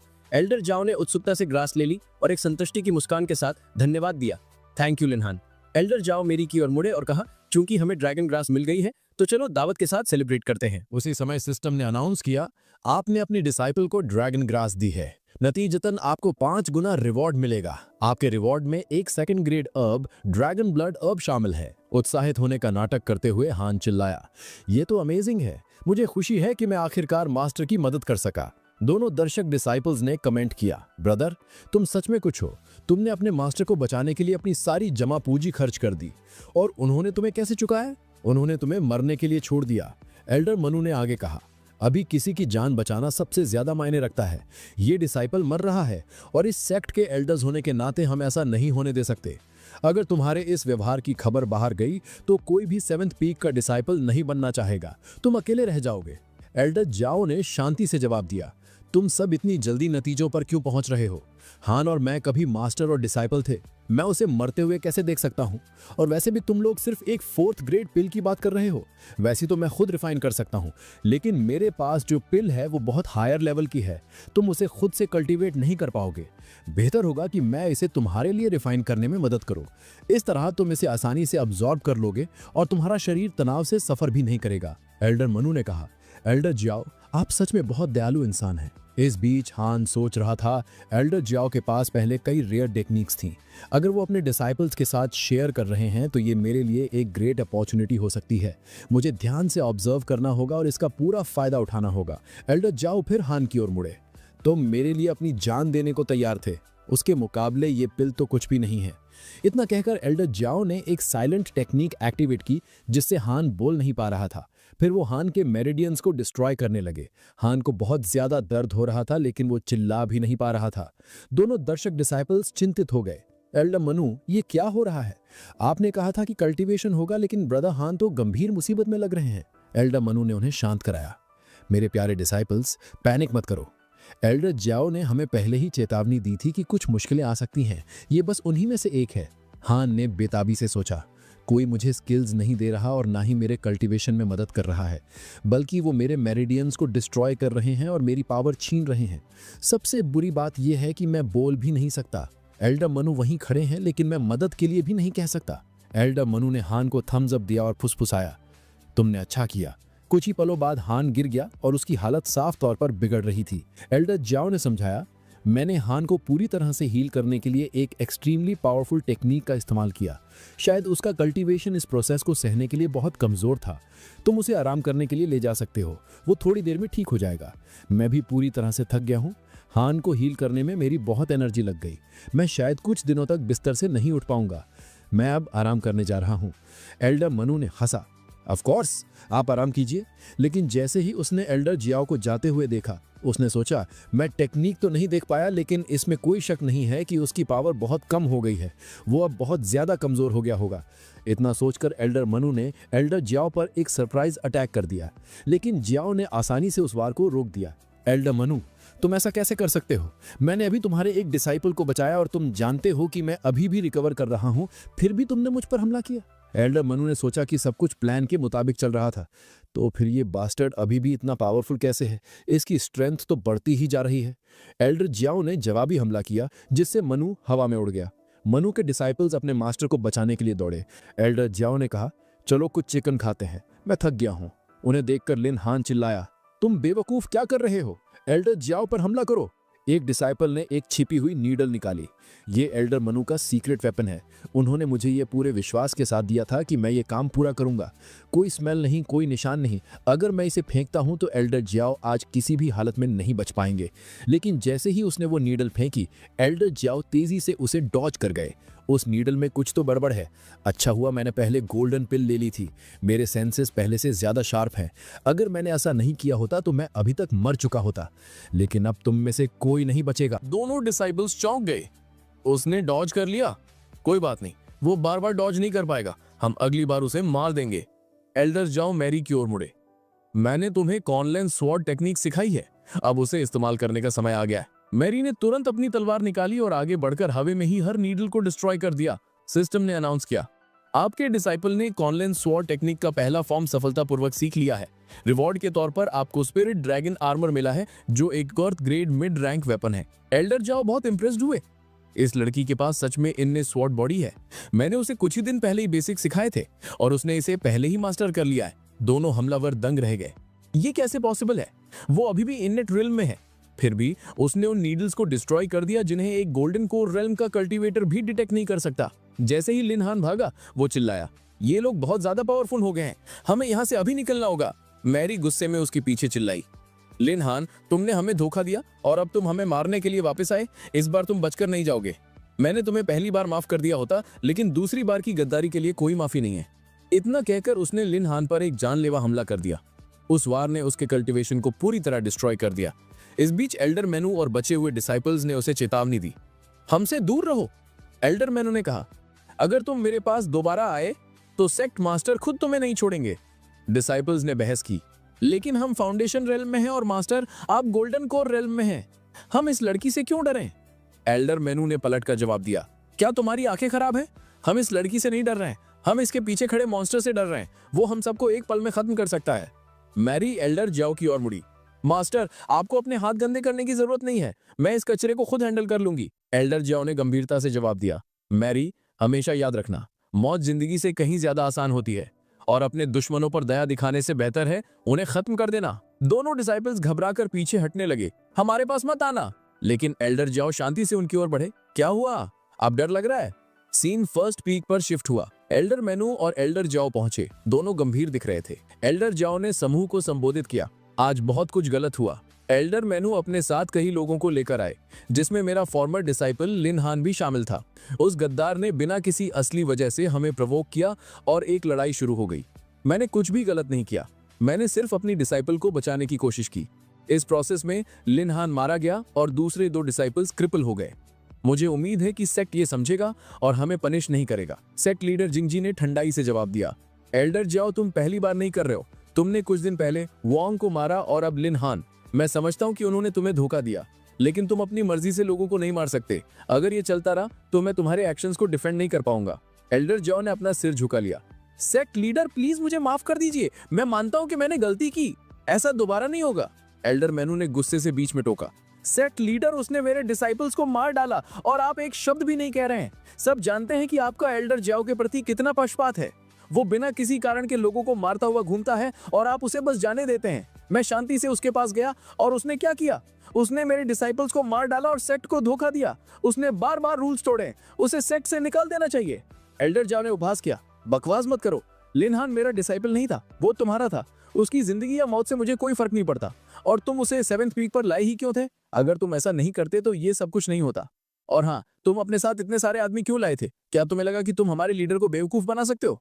एल्डर मेनू हकलाए, मेरा ये मतलब नहीं था। मैंने कभी नहीं कहा कि लीडर बेवकूफ है। तभी सेक्ट लीडर चिल्लाए, बस करो तुम दोनों, चुप हो जाओ। वो एल्डर मनु की ओर मुड़े, तुमने एक गंभीर गलती की है। तुमने जानबूझकर एल्डर जाओ को प्रोवोक किया, इस उम्मीद में कि वो सेक्ट के रूल्स के तहत जवाबी कार्रवाई करेगा। तुम्हें सजा मिलनी चाहिए। एल्डर मनु चिल्लाया, तो उसे भी सजा दो, उसे आजाद मत जाने दो। सेक्ट लीडर ने घोषणा की, ये मामला यहीं खत्म होता है। एल्डर मनु को 3 महीने तक स्टोन गेजिंग की सजा दी जाती है। उसे एक बार भी अपना सिर घुमाने की इजाजत नहीं होगी। यही तुम्हारी सजा है। एल्डर्स ने धन्यवाद में सिर झुकाया। कुछ ही पलों बाद गार्ड्स एल्डर मनु को ले जाने के लिए आ गए। जैसे ही उसे ले जाया जा रहा था, एल्डर मनु ने धीरे से कहा, जियो युआन, तुमने आज बहुत बड़ी गलती की है, मैं इसे जाने नहीं दूंगा। सीन 7th पीक के ट्रेनिंग रूम में शिफ्ट हुआ। मैरी चुपचाप प्रैक्टिस कर रही थी जब एल्डर जाओ अंदर आए। उन्होंने धीरे से पूछा, मैरी तुम्हारी ट्रेनिंग कैसी चल रही है? उसने ऊपर देखा, उनकी हालत जांचते हुए, मास्टर क्या सेक्ट लीडर ने आपको डांटा? मुझे बहुत अफसोस है, ये सब मेरी गलती थी। मैं ही थी जो लिन हान पर हमला करने के लिए आगे बढ़ी थी। अगर किसी को सजा मिलनी चाहिए तो वो मैं हूँ। कृपया मेरे एक्शंस का कोई ब्लेम ना ले। एल्डर जाओ मुस्कुराए, तुम बिना वजह चिंता कर रही हो। जब तक मैं तुम्हारा मास्टर हूँ, कोई तुम पर उंगली भी नहीं उठा सकता। ये मेरा इटर्नल प्रॉमिस है। और ये याद रखना, अगर कोई भी तुम्हें ऑफेंड करता है, चाहे वो कोई देवता हो या सम्राट, तुम्हारा मास्टर उन्हें कभी नहीं छोड़ेगा। भले ही मुझे अपनी जान क्यों ना देनी पड़े, मैं तुम्हारी रक्षा करूंगा। आंसुओं से भीगकर मैरी घुटनों के बल बैठ गई और फुसफुसाई, थैंक यू मास्टर। एल्डर जाओ मुस्कुराए और कहा, तुम्हें ऐसा करने की जरूरत नहीं है मैरी, तुम मुझे हमेशा कुछ भी बता सकती हो। वो झिझकी, फिर बोली, मास्टर मैंने आपसे एक बहुत बड़ा सीक्रेट छिपाया है। मेरा असली नाम मैरी नहीं लिन जी है। मैं साउथ वेस्ट रीजन के शासकों लिन फैमिली की बेटी हूँ। एल्डर जाओ चौंक गए, तुम साउथ वेस्ट की लिन फैमिली से हो? वो तो सबसे पावरफुल क्लान्स में से एक है। उनके दिमाग में 10 साल पहले की वो त्रासदी याद आ गई जब पूरी लिन फैमिली को रातों रात मार दिया गया था। मैरी ने फिर अपना अतीत बताना शुरू किया। उसने कहा कि 10 साल पहले उसके परिवार को रेयर पावरफुल स्टोन से भरी एक माइन मिली थी। ये स्टोन्स कल्टीवेशन को काफी बढ़ा सकते थे और इनके साथ उनका परिवार होंगमैन सेक्ट को भी टक्कर दे सकता था। उसके पिता, जो उस समय फैमिली हेड थे, उन्होंने सबको इसे सीक्रेट रखने का आदेश दिया था। अगर खबर बाहर निकलती तो दूसरे सेक्ट्स उस माइन के लिए उन पर हमला कर देते। मेरे परिवार में सब लॉयल थे सिवाय एक आदमी के, मेरे अंकल। लालच और जलन में उन्होंने लो यून सेक्ट को माइन के बारे में जानकारी बेच दी, ये मानते हुए कि उनका परिवार उन्हें उनका हक नहीं दे रहा था। उस धोखे के कारण लो यून सेक्ट ने एक रात सरप्राइज अटैक किया और पूरी लिन फैमिली का सफाया कर दिया। मैंने अपने सामने सबको मरते देखा, लगभग 100 लाशें, सबके मेरे अपने थे। मेरे पिता मुझे बचाते हुए मारे गए और उनकी वजह से मैं भाग सकी। की। लेकिन मेरा भागना मेरे दुखों का अंत नहीं था। मैं डाकुओं के एक समूह से टकराई जिन्होंने मुझसे सब कुछ लूट लिया और मुझे गुलामी में बेच दिया। और तभी आप आए मास्टर, आपने मुझे बचाया। अगर आप ना होते तो मैं आज भी कहीं स्लेव होती। ये सुनकर एल्डर जाओ अपने आंसू नहीं रोक पाए। उन्होंने कहा कि उन्हें पता नहीं था कि उसने इतना कुछ सहा है, और पूछा कि उसने ये सब कभी उनके साथ शेयर क्यों नहीं किया। अब मैं ट्रेटर्स के प्रति तुम्हारी नफरत को समझता हूँ, क्योंकि एक ही ट्रेटर ने सब कुछ तबाह कर दिया। उन्होंने उसे अब और चिंता नहीं करने के लिए कहा और उसे कहीं पहाड़ के बेस पर ले जाने का वादा किया। मैरी कंफ्यूज थी। पहाड़ के बेस पर क्यों? एल्डर जाओ मुस्कुराए और बोले कि जब उसने उनसे मास्टर बनने की भीख मांगी थी तो अब उनकी जिम्मेदारी है कि वो दया का बदला चुकाए और उसके साथ गलत करने वालों से बदला ले। उन्होंने खुलासा किया कि उसके परिवार की मौत के लिए जिम्मेदार कोई और नहीं बल्कि लॉ यून सेक्ट के सदस्य थे। अब उन्हें कीमत चुकाने का समय आ गया है। मैं पर्सनली उन्हें डिस्ट्रॉय करूंगा। सीन शिफ्ट हुआ। लो यून सिटी के जंगल के बाहरी इलाके में लाशों के ढेर के बीच दो बच्चे बड़ी मुश्किल से जिंदा थे। उनमें से एक लड़का जिसका नाम बायलॉ था दांत पीसते हुए बोला, मुझे नहीं पता था कि ये तुम हो। तुमने पैसों के लिए अपने लोगों की बलि दे दी। तुमने उन्हें मरने दिया ताकि हमारी एनर्जी खत्म हो जाए। तुम जैसा कमीना ही इतना घिनौना काम कर सकता है। उनके सामने खड़ा आदमी सन एंड मून घोष सेक्टा था और उसका नाम जांगी था। वो हंसा और बोला, तो तुम एल्डर जू के डिसाइपल्स हो। इम्प्रेसिव। तुमने मेरे सारे आदमियों को बड़ी आसानी से खत्म कर दिया। तुम्हारी डुअल स्वॉर्ड टेक्निक्स असाधारण है, लेकिन तुम चाहे कुछ भी कर लो, मुझे नहीं हरा सकते। इतना कहकर जांगी ने उन्हें खत्म करने के लिए आगे बढ़ा। बायलॉ और उसकी साथी किंग्समैन अटैक के लिए तैयार हो गए, लेकिन अचानक पीछे से एक हमला जांगी को लगा। जांगी दहाड़ा, किसकी हिम्मत हुई मुझ पर पीछे से हमला करने की? तभी मैरी आगे आई और बोली, मास्टर मुझसे गड़बड़ हो गई। एल्डर स्क्वाड ने उसे डांटा, मैंने तुमसे फोकस करने को कहा था, लेकिन तुम्हारा कंसंट्रेशन बहुत खराब है। तुम्हारी वजह से हमारा दुश्मन लगभग भाग ही गया था। जांगी ने उसे घूर कर देखा। छोटी बच्ची, मुझे परेशान करने की इसकी कीमत तू कैसे चुकाएगी? लेकिन मैरी डरी नहीं। उसने गुस्से में आगे बढ़कर चेतावनी दी, बूढ़े आदमी, जबान संभाल के बात कर। मैं इतनी छोटी हूं कि तेरी बेटी की उम्र की हूं। इससे पहले कि वो अपनी बात पूरी करती, जैंग ई ने उस पर हमला कर दिया। उसने इतनी जोर से मारा कि वो पीछे की ओर जा गिरी। तुम मुझसे लड़ने के लिए बहुत कमजोर हो। अपने मास्टर के पास वापस भाग जाओ, वही तुम्हारी सही जगह है। यहां तक कि बाई लो और किंग श्वान भी चिल्लाए, सावधान रहो। लेकिन मैरी अपनी जगह पर खड़ी रही। तुम एक कचरा हो और मेरे मास्टर को तुम पर अपनी एनर्जी बर्बाद करने की जरूरत नहीं है। मैं इसे खुद हैंडल कर लूंगी। उसने अपनी 1000 स्वॉर्ड टेक्निक का इस्तेमाल किया, जिसका सीधा वार जैंग ई को लगा। कुछ ही पलों में वो हार कर जमीन पर पड़ा था। मैरी बोली, मास्टर, मैं एक स्टोरेज बैग लाई हूं। अंदर कुछ कीमती नहीं है, बस कुछ स्पेशल स्टोन्स हैं।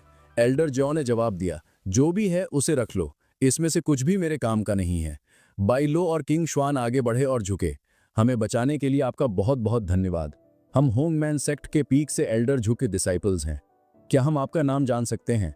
जाओ मुस्कुराए, तो तुम एल्डर जू के डिसाइपल्स हो? मैं 7th पीक का जाओ युवान हूं और यह है मेरी डिसाइपल मैरी। वो दोनों हैरान रह गए। आप एल्डर जाओ हैं? आपसे मिलना सच में एक सम्मान की बात है। एल्डर जाओ ने उन्हें इतना फॉर्मल ना होने को कहा। वो पहले से ही जानते थे कि वो वहां क्या कर रहे हैं, और उन्होंने याद दिलाया कि ये जगह बच्चों के लिए नहीं है। फिर उन्होंने पूछा कि सन एंड मून सेक्ट उनके पीछे क्यों पड़ा था। क्या उन्होंने उन्हें किसी तरह से नाराज किया था? बाइलो ने समझाया कि सन एंड मून सेक्ट हमेशा से उनके होंगमैन सेक्ट के प्रति शत्रुतापूर्ण रहा है। उस सेक्ट के एल्डर्स को उन्हें तंग करने में मजा आता था। उसने बताया कि उन पर एक दुर्लभ पौधे, एक old low grade 1000 year heartless grass की वजह से हमला हुआ था। ये एक कीमती मटेरियल था और इसी वजह से वे उनके पीछे पड़े थे। मेरे मास्टर ने हमेशा सिखाया है कि हमें दया का बदला चुकाना चाहिए और अपने दुश्मनों से बदला लेना कभी नहीं भूलना चाहिए। एल्डर जॉ, आपने हमारी जान बचाई है। प्लीज ये ग्रास स्वीकार करें। एल्डर जॉ ने जवाब दिया कि वो वाकई एल्डर जू के योग्य डिसाइपल हैं। तुम बिल्कुल उसकी तरह हो। उन्होंने पौधा स्वीकार किया और वादा किया कि वो इसका इस्तेमाल कुछ फाउंडेशन बिल्डिंग पिल्स बनाने के लिए करेंगे, जिसे वो उनके साथ भी शेयर करेंगे। दोनों डिसाइपल्स ने आभार में सिर झुकाया, लेकिन एल्डर जॉ ने उन्हें धन्यवाद देने से मना कर दिया क्योंकि उनका काम अभी खत्म नहीं हुआ था। तभी वो अचानक सीरियस हो गए और बोले, कोई अभी भी हमें देख रहा है और जो कोई भी हम पर जासूसी कर रहा है उसे मरना होगा।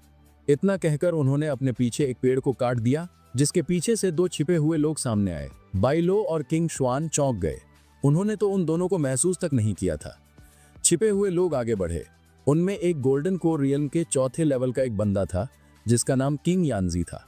दूसरी एक विमेन थी जिसका नाम बाई यानजी था, जो 3रे लेवल पर थी।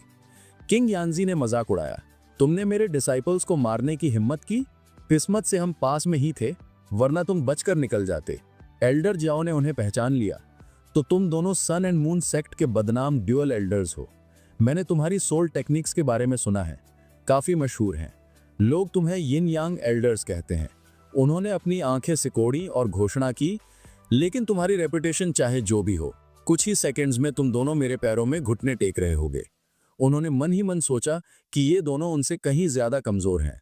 बाहर आने से पहले उन्होंने अपनी असली ऑरा छिपा ली थी ताकि वे लापरवाही से उन पर हमला करें। किंग एनजी ने एक मुस्कान के साथ जवाब दिया, तुम्हारे बारे में इतना कुछ जानते हो और फिर भी लड़ने की हिम्मत कर रहे हो। चलो देखते हैं कि तुम किस चीज के बने हो लड़के। इतना कहकर उसने अपना हमला शुरू कर दिया। एल्डर जियाओ ने आसानी से उसे ब्लॉक कर दिया। किंग एनजी ने अपना चेन वेपन उठाया और घमंड से बोला, इस चेन ने हजारों लोगों का खून चखा है, यहाँ तक कि नैनसेंट सोल कल्टीवेटर्स भी राख हो जाते हैं अगर ये उन्हें छू जाए। तुम उसके मुकाबले कुछ भी नहीं हो।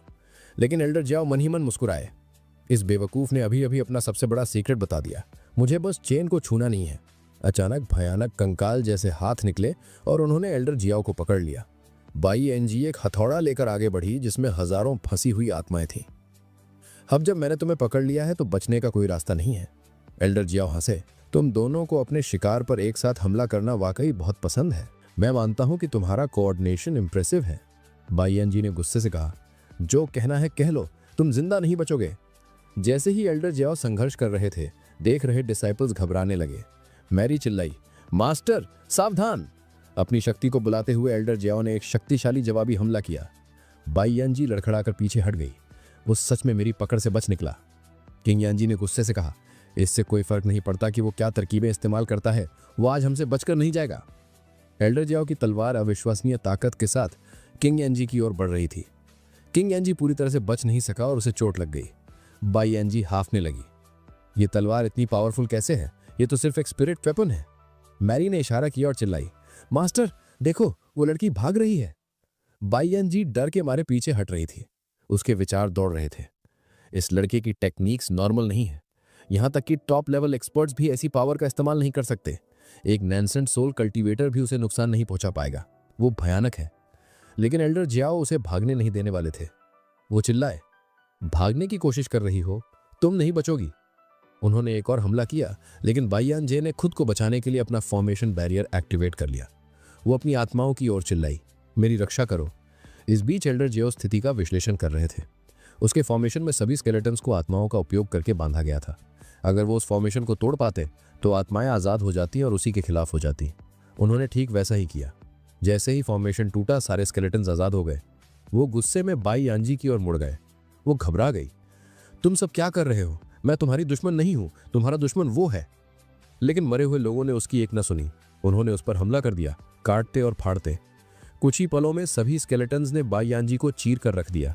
एल्डर जियाओ ने कहा कि यहाँ फंसी आत्माएं 1000 साल से बंधी हुई थीं और अब वो आखिरकार आजाद हो गईं।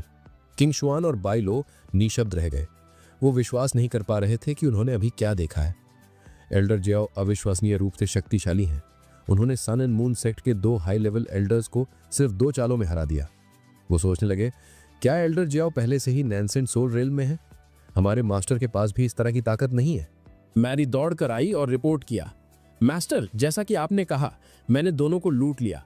मैंने उनके पास जो कुछ भी था सब ले लिया है। एल्डर जियाओ ने उसकी प्रशंसा की, बहुत बढ़िया, तुम एक सच्ची डिसाइपल बन रही हो, पहले से ज्यादा कॉन्फिडेंट और केपेबल। तुम पहले बहुत पैनिक करती थी।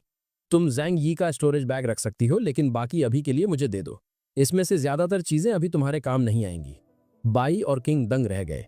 एल्डर जियाओ कितने दयालु इंसान हैं। उन्होंने अपने लिए एक भी चीज रखे बिना सब कुछ अपनी डिसाइपल को दे दिया। मैरी ने एक अंगूठी की जांच की और कहा, मास्टर इसके अंदर 1000 स्पेशल स्टोन्स हैं और बहुत सारे एलेक्सर्स भी। क्या मैं इन्हें अपने लिए इस्तेमाल कर सकती हूँ? एल्डर जियाओ ने सिर हिलाया, मैंने तुम्हें दिए हैं, इन्हें समझदारी से इस्तेमाल करना। फिर एल्डर जियाओ ने अपने रिवॉर्ड्स चेक किए। सिस्टम ने उन्हें सूचित किया, आपने मैरी को 6872 स्पिरिट स्टोन्स दिए हैं, जिनमें से 4600 मीडियम ग्रेड और 36 टॉप ग्रेड हैं।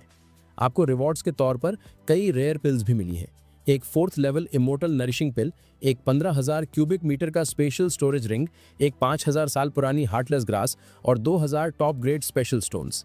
एल्डर जियाओ ने समझाया, स्टोन्स की 4 ग्रेड होते हैं, लो, अपर, मिडल और एब्सोल्यूट। मुझे अभी अभी 2 एब्सोल्यूट ग्रेड स्टोन्स मिले हैं।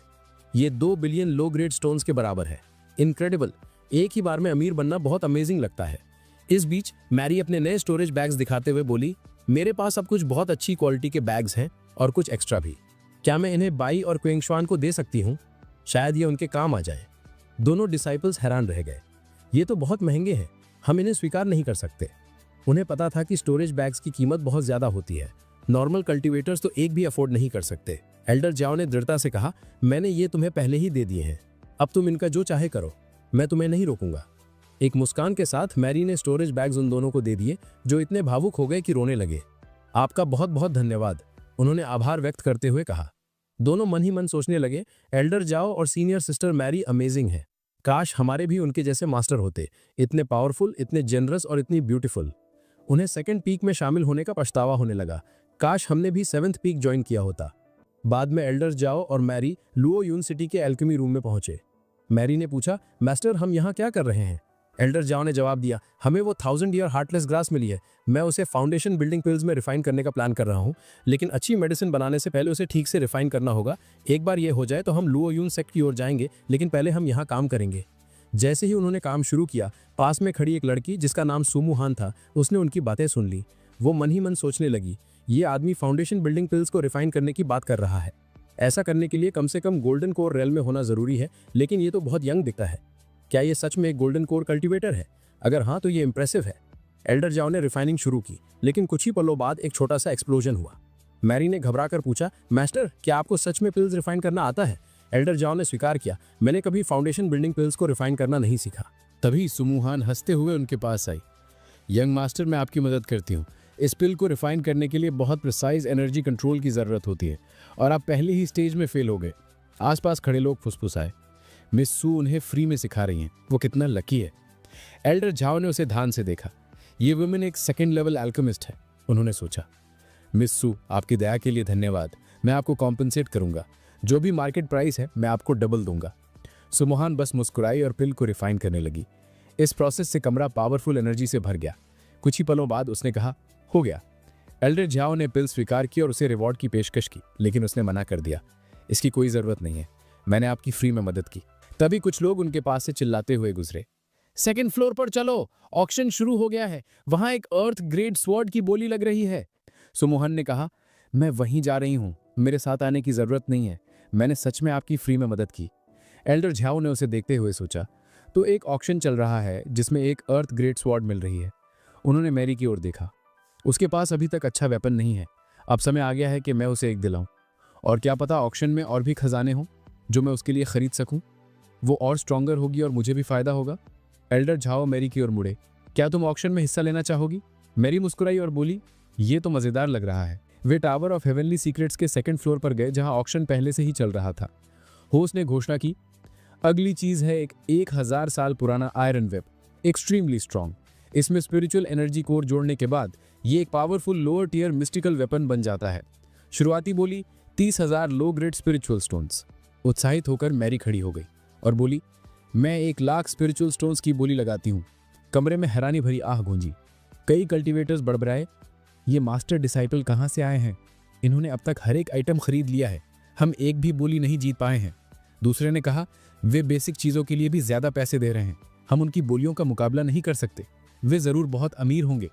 इस बीच सुमुहान भीड़ में से देख रही थी और वो साफ तौर पर स्ट्रेस लग रही थी।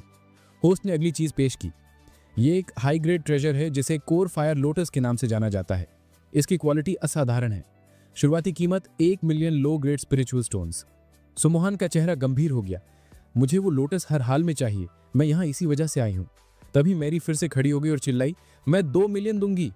सुमुहान का दिल डूब गया, मेरे पास तो इतने पैसे भी नहीं है, मैं कैसे कम्पीट कर सकती हूँ। कमरे में दूसरे लोग आपस में फुसफुसाने लगे, ये एक अच्छी चीज है जरूर, लेकिन इतनी भी स्पेशल नहीं है। ये लोग कीमतें इतनी बढ़ा रहे हैं कि कोई और कुछ खरीद ही नहीं पा रहा है। बोली खत्म हुई और ऑक्शनियर ने कहा, congratulations, core fire lotus front row में बैठी यंग लेडी को जाता है। मैरी बहुत खुश लग रही थी, ये ब्यूटीफुल है।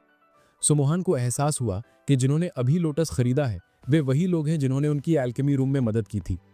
क्या मुझे जाकर उनसे लोटस मांगना चाहिए? क्या वो मुझे देंगे भी? वे धीरे धीरे आगे बढ़ी। मैरी ने उसे देखा और कहा, अरे ये तो वही लेडी नहीं है जिसने हमें पिल रिफाइन करने में मदद की थी। सुमुहान ने सम्मान से सिर झुकाया, यंग मास्टर, मेरा नाम सुमुहान है। मेरे पिता कभी एक पावरफुल कल्टीवेटर थे, लेकिन कल्टीवेशन के दौरान एक गलती से उनका दांटियान डिस्ट्रॉय हो गया। उन्हें बचाने का एकमात्र तरीका कोर फायर लोटस है। मैं आपसे भीख मांगती हूँ, क्या आप ये मुझे दे सकती हैं? मैं आपको इसके लिए पैसे दूंगी। अगर आप लूटस दे देंगी तो मैं आपकी दया चुकाने के लिए कुछ भी करूंगी। आप जो भी कहेंगी मैं करूंगी, बस कृपया मेरे पिता को बचा लीजिए। मैरी एल्डर झाओ की ओर मुड़ी और धीरे से पूछा, मास्टर, हमें क्या करना चाहिए? अचानक सिस्टम ने संकेत दिया। होस्ट ने कोर फायर लोटस अपनी डिसाइपल को दिया है।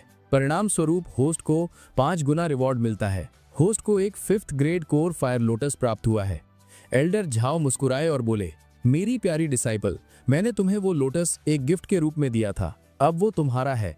तुम उसके साथ क्या करना चाहती हो ये तुम पर निर्भर करता है। अगर तुम चाहो तो तुम उसे गिफ्ट कर सकती हो। मेरी गर्मजोशी से मुस्कुराई, मास्टर आप सच में सबसे अच्छे हैं। वो सुमहान की ओर मुड़ी। ऑफ कोर्स मैं अपनी बहन की मदद करूंगी। तभी एक कोड़े का हमला उनकी ओर आया। मैरी ने उसे ब्लॉक किया और चिल्लाई, किसकी हिम्मत हुई हम पर हमला करने की? भीड़ में हलचल मच गई। क्या लड़ाई होने वाली है? ऊपर के प्लेटफॉर्म पर खड़े एक आदमी ने कहा, मेरे यंग मास्टर को वो कोर फायर लूटस चाहिए। वो इसके लिए 3 मिलियन देने को तैयार है। इसे अभी हमें दे दो। भीड़ में फुसफुसाहटें शुरू हो गई। 3 मिलियन? ये तो पागलपन है। जिस आदमी ने ऑफर दिया था वो कोई और नहीं बल्कि वोंग रोंग था, लुआन सिटी के सिटी लॉर्ड का बेटा। वोंग रोंग घमंड से खड़ा हुआ और बोला, इतनी खूबसूरत लेडी के लिए 3 मिलियन कुछ भी नहीं है। मैं कोई भी कीमत चुकाऊंगा। सुमहान का चेहरा चिंतित हो गया। फिर से ये कमीना। मैरी की आंखें सिकुड़ गईं। यहाँ कुछ तो गड़बड़ लग रही है। एक कोने में कुछ आदमी फुसफुसा रहे थे, क्या वो सिटी लॉर्ड का बेटा नहीं है? वो फिर से सुमहान को परेशान करने आया है? हाँ, जब से वो अपने परिवार की हेड बनी है ये बास्टर्ड उसे परेशान कर रहा है। मुझे सुमहान के लिए बुरा लगता है। वो इतनी दयालु और मासूम लड़की है, लेकिन ये बदमाश उसे अकेला नहीं छोड़ेगा और हम कुछ कर भी नहीं सकते। वो सिटी लॉर्ड का बेटा है। घमंडी नौकर चिल्लाता रहा, अरे आम लोगों, क्या तुम सुन नहीं सकते? मेरे यंग मास्टर तुमसे वो लोटस खरीदना चाहते हैं। तुम उन्हें इग्नोर क्यों कर रहे हो? क्या तुम खुद को बहुत बड़ा समझते हो? मैरी आगे बढ़ी और सख्ती से कहा, तो तुम इसे खरीदना चाहते हो? वेल, हम बेचना नहीं चाहते। मुझे परवाह नहीं है कि तुम कितना ऑफर कर रहे हो। अपना बदसूरत चेहरा लेकर यहाँ से निकल जाओ। सुमहान ने जल्दी से बीच में आकर आग्रह किया, मिस, कृपया इतनी जल्दबाजी मत कीजिए। आपको इस आदमी को ऑफेंड नहीं करना चाहिए। ये एक्सट्रीमली पावरफुल है। मैंने एक बार यही गलती की थी। एल्डर झाओ ने सुमहान को देखा और पूछा, मिस सुमहान, ऐसा लगता है कि आप इस आदमी को काफी अच्छे से जानती हैं। तुम दोनों के बीच क्या कनेक्शन है? उसने समझाया, वो इस शहर के सिटी लॉर्ड का बेटा है। लोग उसे बहुत सम्मान देते हैं। वो एक बार मेरे घर आया और शादी का प्रस्ताव रखा, लेकिन मैंने उसके मुंह पर ही मना कर दिया।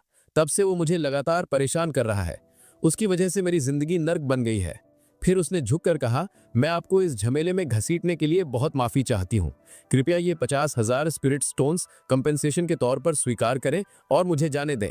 एल्डर झाओ ने मन ही मन सोचा, उसने जो कुछ भी किया है अपने पिता के लिए किया है, यहाँ तक कि सिटी लॉर्ड के बेटे के सामने भी। वो पैनिक नहीं करती और इतनी कम उम्र में वो एक 2nd लेवल अल्केमिस्ट है। वो मेरी डिसाइपल बनने के लिए एक परफेक्ट कैंडिडेट हो सकती है। एल्डर झाओ ने जोर से कहा, मिस सू, मत जाइए। मैं आपको फायर लोटस दे सकता हूँ। मैं सिटी लॉर्ड के बेटे के साथ आपकी परेशानियों से निपटने में भी आपकी मदद कर सकता हूँ, लेकिन मेरी एक शर्त है। चौंक कर सुमहान ने पूछा, कैसी शर्त? वो मुस्कुराए, तुम्हें मेरी डिसाइपल बनना होगा। राहत और खुशी से सुमहान ने उत्सुकता से सिर हिलाया, आज से मैं आपकी डिसाइपल बनूंगी। मैं अपने पिता को बचाने के लिए कुछ भी करने को तैयार हूँ। ये एक छोटी सी कीमत है। मास्टर, कृपया एक डिसाइपल के रूप में मेरा फॉर्मल ग्रीटिंग स्वीकार करें। एल्डर झाओ गर्व से मुस्कुराए, तुम एक योग्य डिसाइपल हो। अब से तुम मेरी दूसरी सच्ची डिसाइपल हो। खड़ी हो जाओ, हमें बहुत काम करना है। तभी सिस्टम की नोटिफिकेशन सुनाई दी, कॉन्ग्रेचुलेशंस होस्ट, आपको हार्ट ऑफ एल्केमी टैलेंट वाली एक नई डिसाइपल मिली है। ये human level heart of alchemy pill बनाने की एफिशिएंसी को 30% बढ़ाती है और रिवॉर्ड्स को दोगुना करती है। हालांकि होस्ट को दिया गया टैलेंट अर्थ लेवल का है, जिसमें 70% सक्सेस रेट है। नई डिसाइपल की सभी डिटेल्स अब उपलब्ध है। सिस्टम डेटा में दिखा, नाम सुमहान, ग्रहण शक्ति 60, योग्यता 50, विशेष प्रतिभा, human level heart of alchemy, सुधार के लिए 3rd लेवल एलिक्सिर की आवश्यकता है। एल्डर झाओ ने डेटा देखा, उसका एटीट्यूड और कॉम्प्रिहेंशन मैरी की तरह ही एवरेज है। मुझे उसे एक पर्सनल अपग्रेड पाथ देना होगा। वो मैरी की ओर एक मुस्कान के साथ मुड़े, तुम जानती हो क्या करना है ना? मैरी मुस्कुराई, हाँ मास्टर, मुझे बस कुछ जंगली कुत्तों से निपटना है। वो आत्मविश्वास से आगे बढ़ी और हमला करने के लिए चिल्लाई।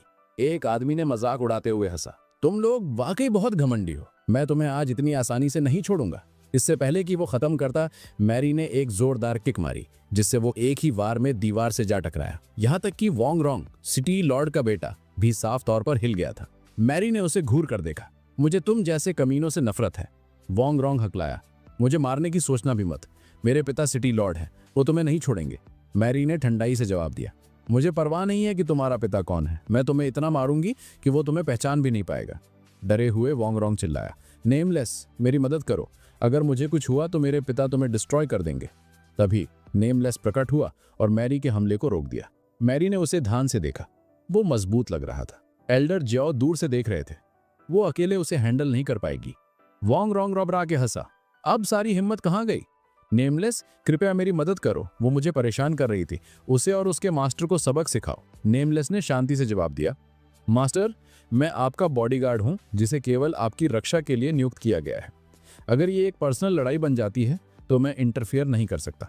आपको इसे खुद हैंडल करना होगा। मैं किराए का लड़ाका नहीं हूं। अचानक ऑक्शन का होस्ट आ गया। अपने साथ गार्ड्स का एक समूह लेकर वो चिल्लाया, ये कोई बैटल अरीना नहीं है, ये एक ऑक्शन हॉल है। तुम्हें यहाँ परेशानी पैदा करने की इजाजत नहीं है। गार्ड्स ने एल्डर ज्याओ, मैरी और वोंग रोंग को घेर लिया। एक गार्ड ने घोषणा की, टावर ऑफ हेवनली सीक्रेट्स के अंदर किसी को भी लड़ने की इजाजत नहीं है। अगर तुम लड़ने पर जोर देते हो तो तुम्हें मार दिया जाएगा। अगर तुम्हें अपनी जान प्यारी है तो अभी निकल जाओ। हम उपद्रवी मेहमानों का स्वागत नहीं करते। वोंग रिंग जाने के लिए मुड़ा, बड़बड़ाते हुए, समझ लो कि तुम इस बार बच गए, लेकिन अगर मैं तुम्हें लुआन सिटी के अंदर दोबारा देखता हूं तो तुम खत्म हो। मैरी गुस्से से जल रही थी। एल्डर ज्याओ ने उसके कंधे पर हाथ रखा। मैरी, अभी के लिए शांत हो जाओ, हमें इस जगह से निकलना होगा। मैरी ने विरोध किया, लेकिन वो आदमी एक नंबर का कमीना है, वो ऐसे ही नहीं जा सकता। एल्डर ज्याओ ने एक मुस्कान के साथ जवाब दिया, किसने कहा कि वो बच रहा है? वो नहीं बचेगा। इसी बीच हॉल के बाहर वोंग रोंग के एक गार्ड ने पूछा, मास्टर, क्या हम सच में उन्हें जाने दे रहे हैं? वोंग रोंग गुर्राया, वो बचकर नहीं जा रहे हैं। हम अभी टावर ऑफ हेवनली सीक्रेट्स के अंदर हो सकते हैं, लेकिन जैसे ही वो बाहर निकलेंगे हम उन पर घात लगाकर हमला करेंगे और उन्हें मार डालेंगे। वोंग रोंग ठंडाई से हंसा और बोला, हम इस आदमी को मारकर उसकी लाश सिटी गेट पर लटका देंगे। इस तरह से कोई भी हमें ऑफेंड करने की हिम्मत नहीं करेगा।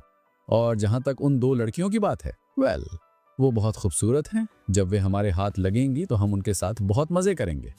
उसके एक आदमी ने घबराकर इधर उधर देखा।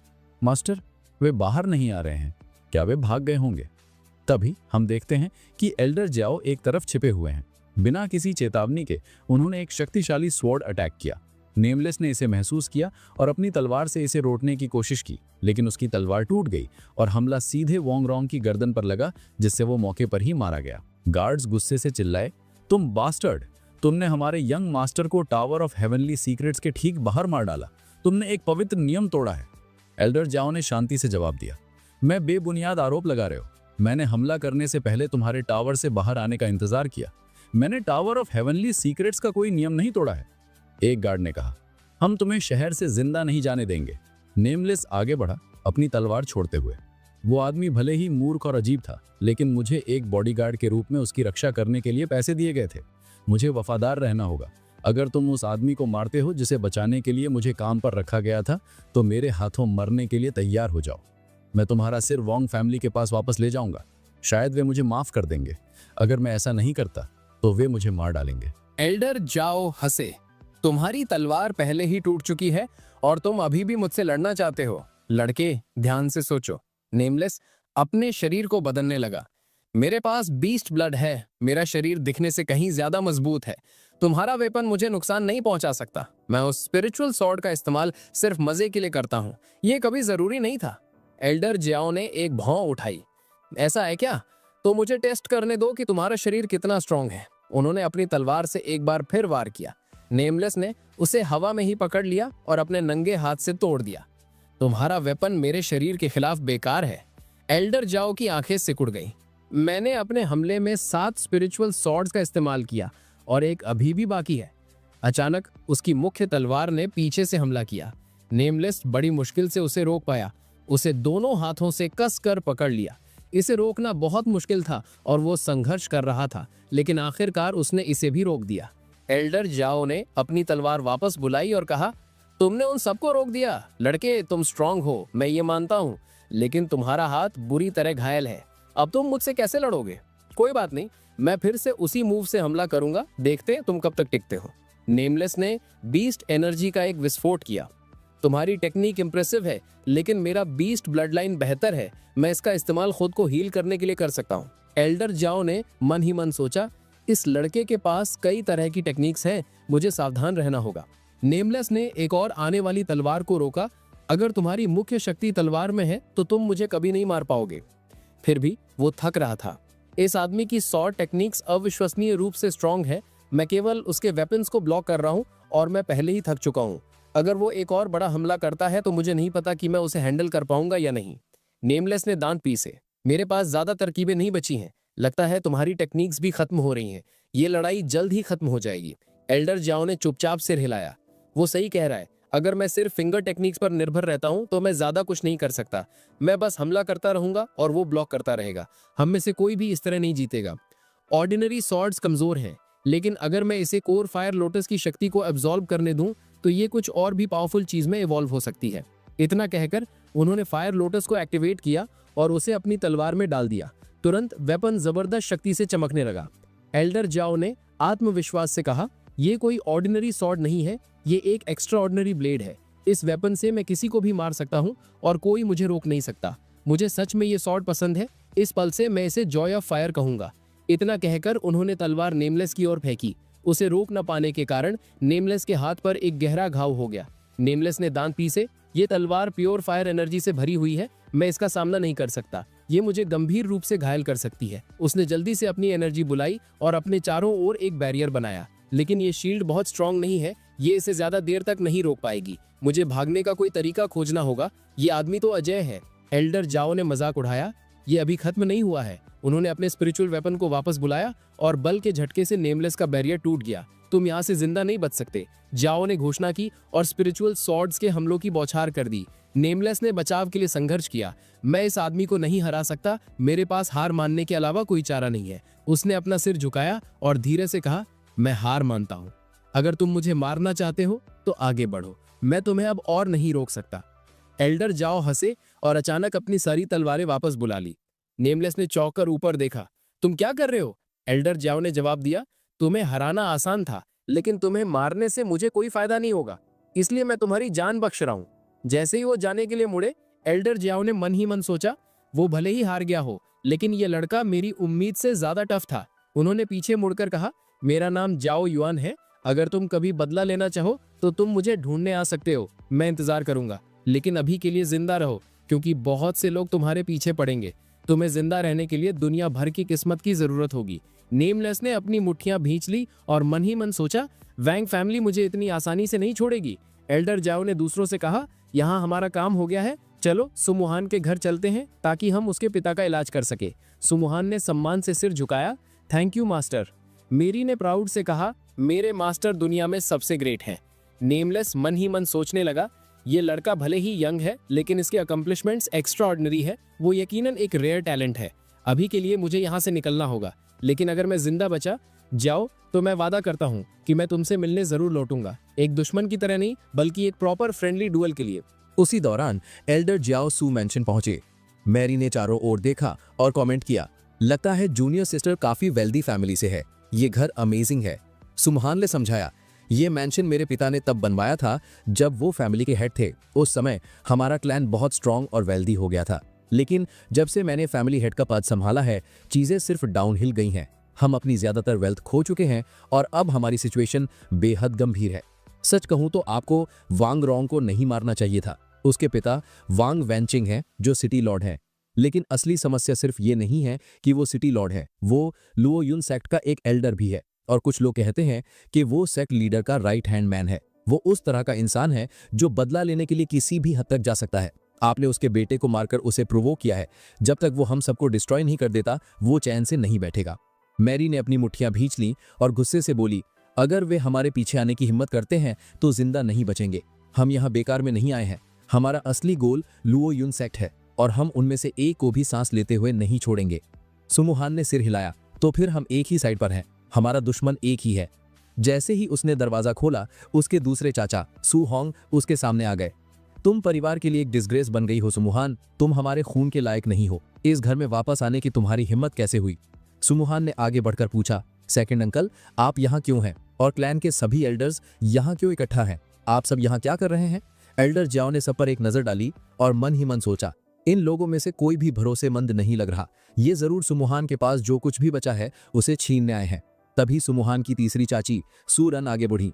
तुम हमसे ये पूछने की हिम्मत कैसे कर रही हो कि हम यहाँ क्यों हैं? अगर हम नहीं आते तो हमें पता ही नहीं चलता कि तुम हमारी पीठ पीछे सू फैमिली की प्रॉपर्टी बेच रही हो। तुम एक डिस्ग्रेस हो। तुमने अपने पिता की चोट का बहाना बनाकर हमारे एसेट्स को लिक्विडेट कर दिया। ये बहुत घिनौना है। हमने ये भी सुना है कि तुम टावर ऑफ हेवनली सीक्रेट्स गई थी। वहां आज एक ऑक्शन हो रहा है। तुम शायद वहां मजा करने गई थी, है ना? और यहाँ तुम्हारा पिता बिस्तर पर पड़ा है और तुम बाहर एंजॉय कर रही हो। सुमुहान ने अपना बचाव करते हुए कहा, मैंने मजा करने के लिए कुछ नहीं किया। मैंने वो प्रॉपर्टी अपने पिता की जान बचाने के लिए कोर फायर लोटस खरीदने के लिए बेची थी। मैंने हर फैसला उनकी भलाई के लिए किया था। सूरन चिल्लाई, तो कहाँ है वो फायर लोटस? तभी सुमुहान ने फायर लोटस निकाला और उसे ऊपर उठाया। मैं इसे बहुत सावधानी से वापस लाई हूँ। ये मुझे बहुत महंगा पड़ा है। सेकंड अंकल आगे बढ़े और बोले, इधर दो।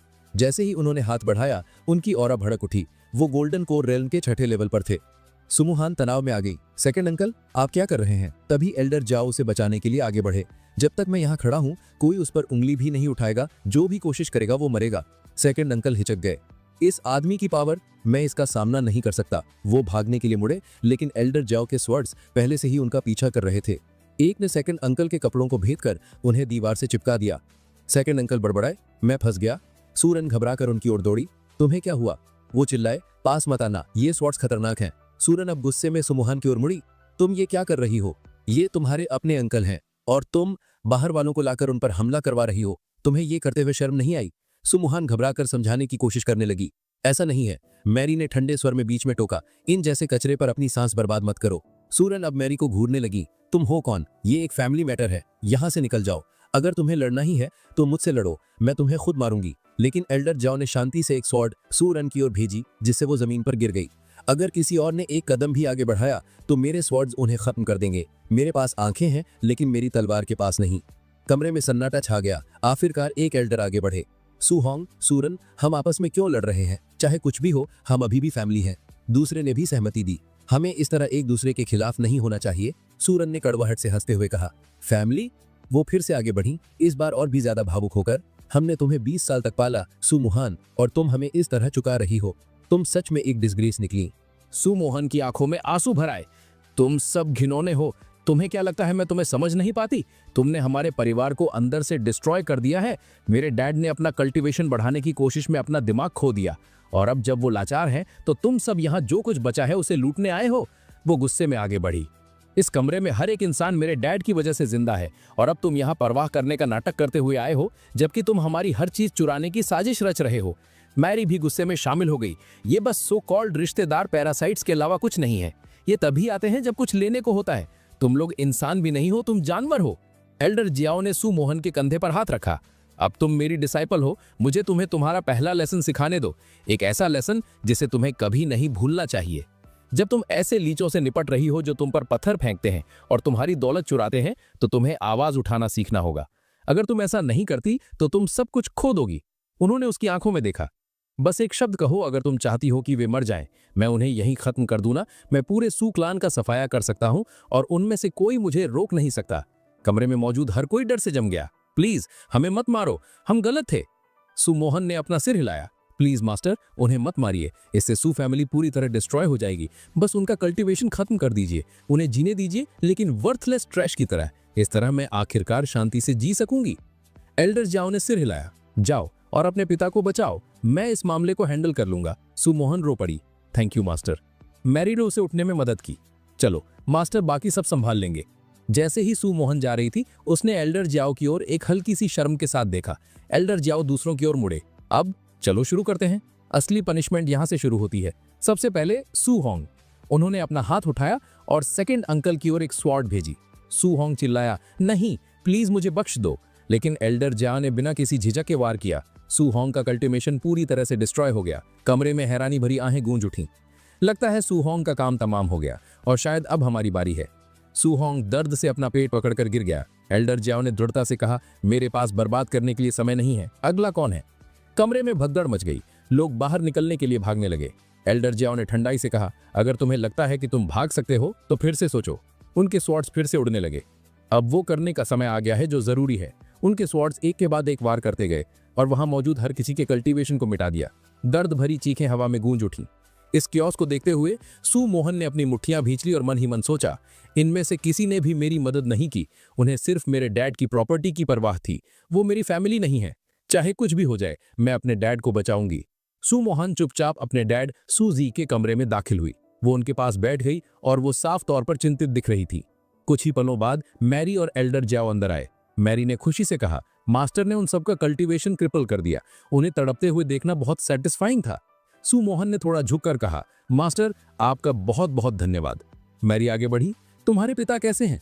सू मोहन ने चिंतित होकर जवाब दिया, मैंने उन्हें फायर लोटस दे दिया है, लेकिन उन्होंने अभी तक अपनी आंखें नहीं खोली हैं। वो बस वहां मोशनलेस लेटे हुए हैं। मुझे डर है कि वो शायद कभी नहीं उठेंगे। एल्डर जाओ करीब आए, मुझे देखने दो, शायद मैं मदद कर सकूं। उन्होंने सूजी की हालत को ध्यान से जांचा। डिमोनिक पोजीशन का कोई निशान नहीं है, लेकिन उनके मेरिडियंस काफी कमजोर हो गए हैं। इस तरह का डैमेज अपने आप नहीं होता, ये किसी बाहरी फोर्स की वजह से हुआ है। किसी ने उन पर एक खतरनाक हमला किया है। अगर तुम्हारे पिता मेडिसिन में इतने स्किल्ड नहीं होते तो वो अब तक मर चुके होते। उनकी हालत बेहद क्रिटिकल है। मुझे यकीन नहीं है कि हम उन्हें पूरी तरह से रिस्टोर कर सकते हैं। सुमोहन ने अपने डैड का हाथ पकड़ लिया। मास्टर, उन्हें आखिर हुआ क्या है? एल्डर जियाओ ने जवाब दिया, चिंता मत करो, अभी के लिए उनकी हालत स्टेबल है, लेकिन हमें उनके मेरिडियंस को पूरी तरह से रिपेयर करना होगा। अगर हम उन्हें उनकी ओरिजिनल स्टेट में रिस्टोर नहीं कर सके तो उन्हें बचाना लगभग इम्पॉसिबल होगा। किस्मत से मैंने हाल ही में एक नई टेक्निक डेवलप की है जिससे मैं 1000 सोर्स को कंट्रोल कर सकता हूँ। सही एनर्जी के साथ मैं इंटरनल सिस्टम्स को मैनिपुलेट कर सकता हूँ और यहाँ तक कि मेरिडियंस भी रिपेयर कर सकता हूँ। ये अब सेकंड नेचर बन गया है। आत्मविश्वास के साथ एल्डर जियाओ ने अपने हाथ सूजी पर रखे और हीलिंग प्रोसेस शुरू किया। कुछ ही पलों में सूजी ने हरकत की। सुमोहन चिल्लाई, वो रिएक्ट कर रहे हैं, वो बच सकते हैं। सूजी ने अपनी आंखें खोली और फुसफुसाए, मेरी प्यारी बेटी। सुमोहन ने आंसू भरी आंखों से कहा, डैड आप उठ गए, आप कैसा महसूस कर रहे हैं? सूजी ने धीरे से कहा, मैं ज्यादा कुछ महसूस नहीं कर सकता, बस एक भयानक सिर दर्द है। फिर उनका चेहरा गंभीर हो गया। सुमोहन, तुम्हारी सेकंड अंकल कहाँ है? क्या उन्होंने तुम्हें कुछ किया? उसने भौहें से कोड़ी। मैं ठीक हूं डैड, लेकिन आप उनका जिक्र क्यों कर रहे हैं? क्या उन्होंने आप पर हमला किया था? सूजी ने धीरे धीरे सिर हिलाया। सालों से मैं रिजरेक्शन पिल नाम की एक पिल डेवलप कर रहा था। कुछ ही दिन पहले मुझे आखिरकार एक ब्रेक थ्रू मिला और मैंने इसकी रेसिपी को परफेक्ट कर लिया। ये एक पावरफुल पिल है जिसे रेयर मटेरियल्स की जरूरत नहीं होती, लेकिन फिर भी हाई क्वालिटी इफेक्ट्स देती है। लेकिन इसे रिफाइन करने के लिए मुझे मदद की जरूरत थी, किसी केपेबल की। मैंने सू होंग से मेरी मदद करने के लिए कहा, यह सोचकर कि मेरा कल्टीवेशन लेवल शायद काफी नहीं है। मुझे कोई अंदाजा नहीं था कि वो मुझे धोखा देगा। उसने मुझे पीछे से मारा और जहर दे दिया। मैं बड़ी मुश्किल से बचा। हमारे बीच कभी कोई विवाद नहीं था, कोई दुश्मनी नहीं। हमारा परिवार शांति से रहता था। लेकिन मैंने कभी नहीं सोचा था कि वो मुझसे इतनी नफरत करेगा कि मुझे मारने की कोशिश करेगा। ये सब इसलिए हुआ क्योंकि डैड ने मुझे परिवार का नेतृत्व करने के लिए चुना। उन्हें विश्वास था कि मैं अपने बड़े भाई से ज्यादा कैपेबल हूँ। इसी वजह से ये सब हुआ। सुमोहन ने गुस्से में अपनी मुट्ठियां भींच ली। तो ये सेकंड अंकल था। मैं उस धोखेबाज को नहीं छोड़ूंगी। एल्डर जाओ ने मन ही मन सोचा। सुमोहन का गुस्सा तेजी से बढ़ रहा है। उसे अपने कल्टीवेशन को ठीक से बढ़ाने के लिए एक थर्ड लेवल पिल की जरूरत है। क्यों ना हम उसकी मदद के लिए एक थर्ड लेवल पिल बनाएं? फिर उन्होंने सूजी से पूछा, क्या आपने रेजरेक्शन पिल की रेसिपी लिखी है? क्या मैं एक नजर डाल सकता हूं? सूजी ने आंखें झपकाई। तुम कौन हो? सुमोहन ने बीच में कहा, ये होंगमन सेक से एल्डर जाओ हैं और ये मेरे नए मास्टर भी हैं। उन्होंने मुझे अपने डिसाइपल के रूप में स्वीकार किया और उन्हीं की वजह से मैं आपको बचा सकी। अगर वो ना होते तो बाकी के परिवार ने मुझे पूरी तरह से छोड़ दिया होता। सूजी ने एल्डर जाओ को गहरी थैंकफुलनेस से देखा। Master, thank you. आपने मुझे और मेरी कीमती बेटी दोनों को बचाया। मैं आपकी काइंडनेस कभी नहीं भूलूंगा। मैं सच में रिलीफ महसूस कर रहा हूं कि मेरी बेटी को इतना अच्छा मेंटर मिला है। उन्होंने मुड़कर दीवार में एक हिडन कंपार्टमेंट पर दस्तक दी। एक छोटा सा संदूक बाहर खिसक आया। सुमोहन ने हैरानी से पूछा, डैड आपने ये कब बनाया? सूजी धीरे से मुस्कुराए। वो रेसिपी हमारे परिवार का सीक्रेट है। मैंने इसे सुरक्षित रखने के लिए यहाँ रखा था।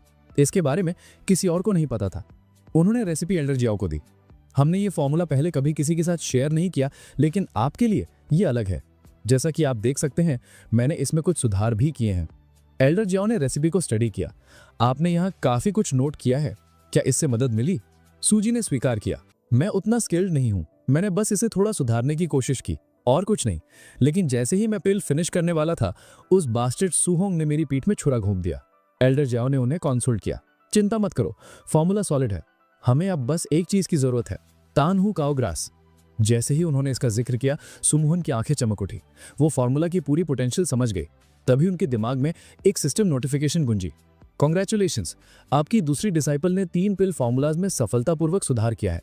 रिवाइवल पिल अब मिस्टिक रेल्म टियर तक पहुंच गई है।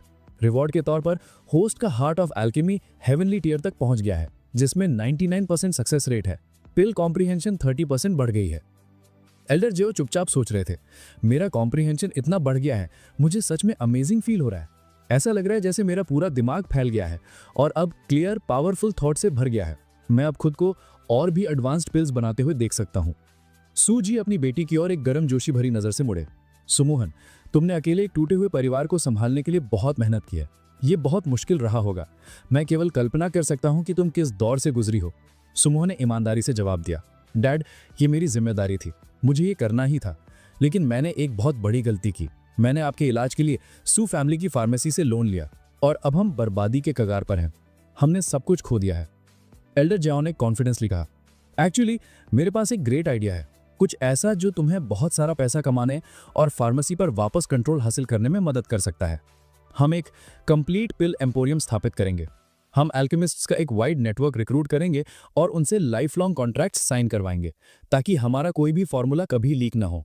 उसके बाद हम उन्हें एडवांस्ड एल्केमी ट्रेनिंग देंगे। अगर कोई अपना कॉन्ट्रैक्ट तोड़ता है तो वो परमानेंटली कल्टीवेट करने की अपनी कैपेसिटी खो देंगे। उनके आसपास हर कोई सन्न रह गया। वो बिलीव नहीं कर पा रहे थे कि एल्डर जाओ क्या प्रस्ताव रख रहे हैं। एल्डर जाओ मुस्कुराए, हम किसी को जाने बिना ही बहुत पावरफुल बनने वाले हैं। ये एक्साइटिंग होने वाला है। जैसे ही वो जाने के लिए मुड़े, उन्होंने आदेश दिया, बर्बाद करने के लिए टाइम नहीं है। सुमोहन, अपनी एल्केमी ट्रेनिंग पर फोकस करो। मैरी और मैं सू होंग से निपटने जाएंगे। वो धोखेबाज इस बार बचकर नहीं जाएगा। मैरी ने जाते हुए सुमोहन को बाय बाय कहा। सूजी ने उसे देखा और कमेंट किया, तुम्हारे मास्टर, वो इनक्रेडिबली पावरफुल और काफी इंटेंस हैं। सुमोहन ने सिर हिलाया, जी हाँ, आप बिल्कुल सही कह रहे हैं। सीन बदला। सूहोंग अब जंजीरों में जकड़ा हुआ था। वो विरोध में चिल्लाया, तुम लोग क्या करने का प्लान बना रहे हो? मैंने कुछ भी गलत नहीं किया है, मुझे जाने दो। एल्डर जियाओ आगे बढ़े। उनका चेहरा सख्त और शांत था। मैरी, तुम मेरी स्टूडेंट हो और मैं एक पावरफुल स्वॉर्ड मास्टर हूं।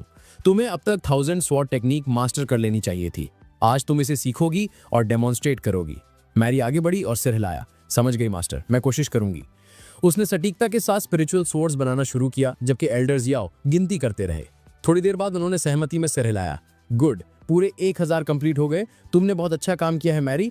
अगर तुम इसी तरह प्रोग्रेस करती रही तो मुझे यकीन है कि तुम एक दिन एक पावरफुल स्वॉर्ड मास्टर बनोगी। मुझे तुम पर विश्वास है। मैरी मुस्कुराई, अगर आपको मुझ पर विश्वास है तो मैं भी खुद पर विश्वास करूंगी। इतना कहकर उसने अपनी सभी स्पिरिचुअल स्वॉर्ड्स को इकट्ठा किया और उनकी शक्ति को एक विशाल स्वॉर्ड में मिला दिया। मैंने कर दिखाया मास्टर, मैंने आखिरकार वो सुप्रीम टेक्निक मास्टर कर ली जो आपने मुझे सिखाई थी।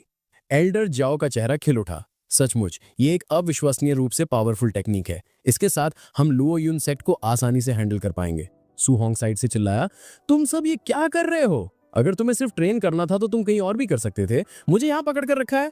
तुम लोग मुझे मारने का प्लान तो नहीं बना रहे हो ना? उसी पल मैरी ने अपनी तलवार उसके सिर पर रख दी। सू होंग घबराकर रोने लगा। नहीं, प्लीज मुझे मत मारो। एल्डर जियाओ ने ठंडे स्वर में कहा, तुम्हारा फ्यूचर उसी पल तय हो गया था जब तुमने सुमुहान को मारने की कोशिश की थी। तुमने सोचा था कि तुम फैमिली हेड बन जाओगे और सब कुछ अपने लिए हासिल कर लोगे। शर्त लगा लो, तुमने कभी नहीं सोचा होगा कि तुम्हारा अंत मेरे हाथों होगा। वो मैरी की ओर मुड़े, उस पर हमला करो और इस दयनीय जिंदगी को खत्म करो। उसने शांति से कहा, यस मास्टर। फिर वार किया, लेकिन सू होंग बाल बाल बच गया। ये लोग मुझे मारने की कोशिश कर रहे हैं, कोई मुझे बचाओ। मैरी निराश होकर बोली, मेरा निशाना चूक गया। एल्डर जियाओ ने शांति से सलाह दी, जल्दबाजी मत करो, हमला करने से पहले ध्यान से निशाना लगाओ। मैरी ने सिर हिलाया और फिर से वार किया, लेकिन सू होंग एक बार फिर बचने में कामयाब रहा। एल्डर जियाओ ने उसे सुधारा, तुम इसे सही तरीके से नहीं कर रही हो, फिर से कोशिश करो, कोशिश करती रहो। बार बार हम लोग के साथ ट्रेनिंग जारी रही। फिर आधे घंटे के बाद सिस्टम की आवाज गूंजी, कांग्रेचुलेशंस, आपके डिसाइपल ने एक नई टेक्निक अनलॉक की है।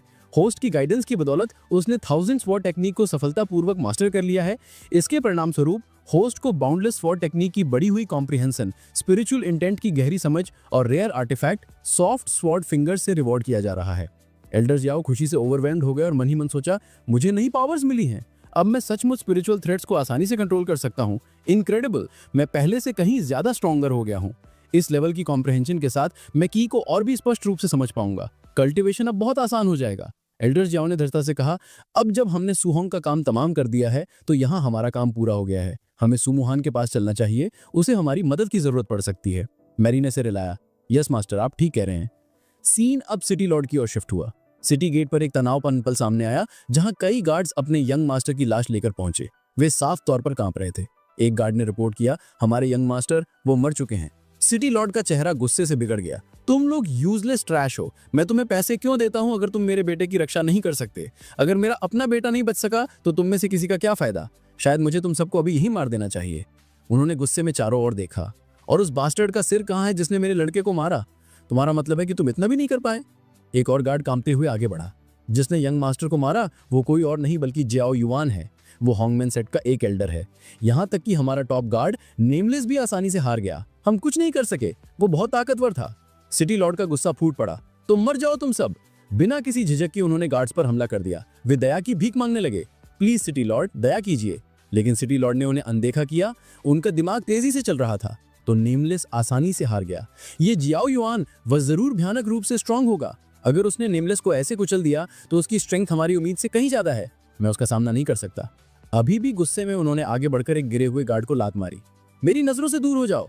फिर वो खुद से बड़बड़ाए, अगर मुझे बदला लेना है तो मुझे लुओ यून सेक्ट की मदद लेनी होगी। वो अपने सेवकों की ओर मुड़े और चिल्लाए, मैं लुओ यून सेक्ट जा रहा हूँ। शहर के सभी प्रमुख परिवारों को दावत का इन्विटेशन भेजो और सू फैमिली को मत भूलना। उनकी आवाज एक ठंडी गुर्राहट में बदल गई। मैं गुस्से में हूँ। जाओ युआन, तुम बचोगे नहीं। मैं तुम्हें अपने हाथों से चीर दूंगा। सीन फिर सू फैमिली की ओर बदला। सिटी लॉर्ड का एक फॉर्मल इनविटेशन अभी पहुंचा था। सू मुहान ने उसे देखा और कहा, उन्होंने हमें एक दावत में इनवाइट किया है। मैरी ने भाव में सिकोड़ी, वे हमें अच्छे इरादों से बिल्कुल नहीं बुला रहे हैं। मैं ये महसूस कर सकती हूँ। ये एक ट्रैप है मास्टर। हमें ये शहर पूरी तरह से छोड़ देना चाहिए। अगर हम शहर की सीमाओं से बाहर चले गए तो वांग वैन चंग हमें छू भी नहीं पाएंगे। वो लुओ योन सिटी का सिटी लॉर्ड है, हमारा नहीं। उसका वहां कोई अधिकार नहीं है। एल्डर्स जाओ ने अपना सर हिलाया। उन्होंने बड़ी सिंसियरिटी के साथ इन्विटेशन भेजा है। हम कैसे मना कर सकते हैं? तुम जो चाहो कहो, मैं तो जा रहा हूँ। मैरी ने विरोध किया, मास्टर आप क्या प्लान कर रहे हैं? एल्डर्स जाओ मुस्कुराए, बस बात करेंगे और कुछ नहीं। लेकिन खबर है कि लिन यून चंग भी पार्टी में शामिल होगा। उन्होंने मैरी को एक गहरी नजर से देखा, और तुम जानती हो कि वो कौन है? तुम लिन फैमिली से अपने कनेक्शन को जानते हो। माय डियर डिसाइपल, क्या तुम भी बदला नहीं लेना चाहती? मैरी का चेहरा गुस्से से बिगड़ गया। वो बास्टर्ड लिन यून चंग, वो भी वहां होगा। उसकी ऑरा गुस्से से भड़क उठी। सू मुहान ने यह देखकर पूछा, क्या हुआ सीनियर सिस्टर? एल्डर जियाओ ने जवाब दिया, ये एक रेयर अपॉर्चुनिटी है। हमारे सभी दुश्मन एक ही जगह इकट्ठा हो रहे हैं। उन्हें एक एक करके ढूंढने से ज्यादा आसान होगा कि उन्हें एक ही बार में खत्म कर दिया जाए। वैसे भी उन्हें पूरे कॉन्टिनेंट में ढूंढना बोरिंग होगा। वो अपने डिसाइपल्स की ओर मुड़े, तो क्या कहती हो? क्या हमें इस छोटी सी दावत को कुछ अनफॉरगेटेबल नहीं बना देना चाहिए, जैसे एक लेजेंडरी हॉन्गमैन स्टाइल पार्टी?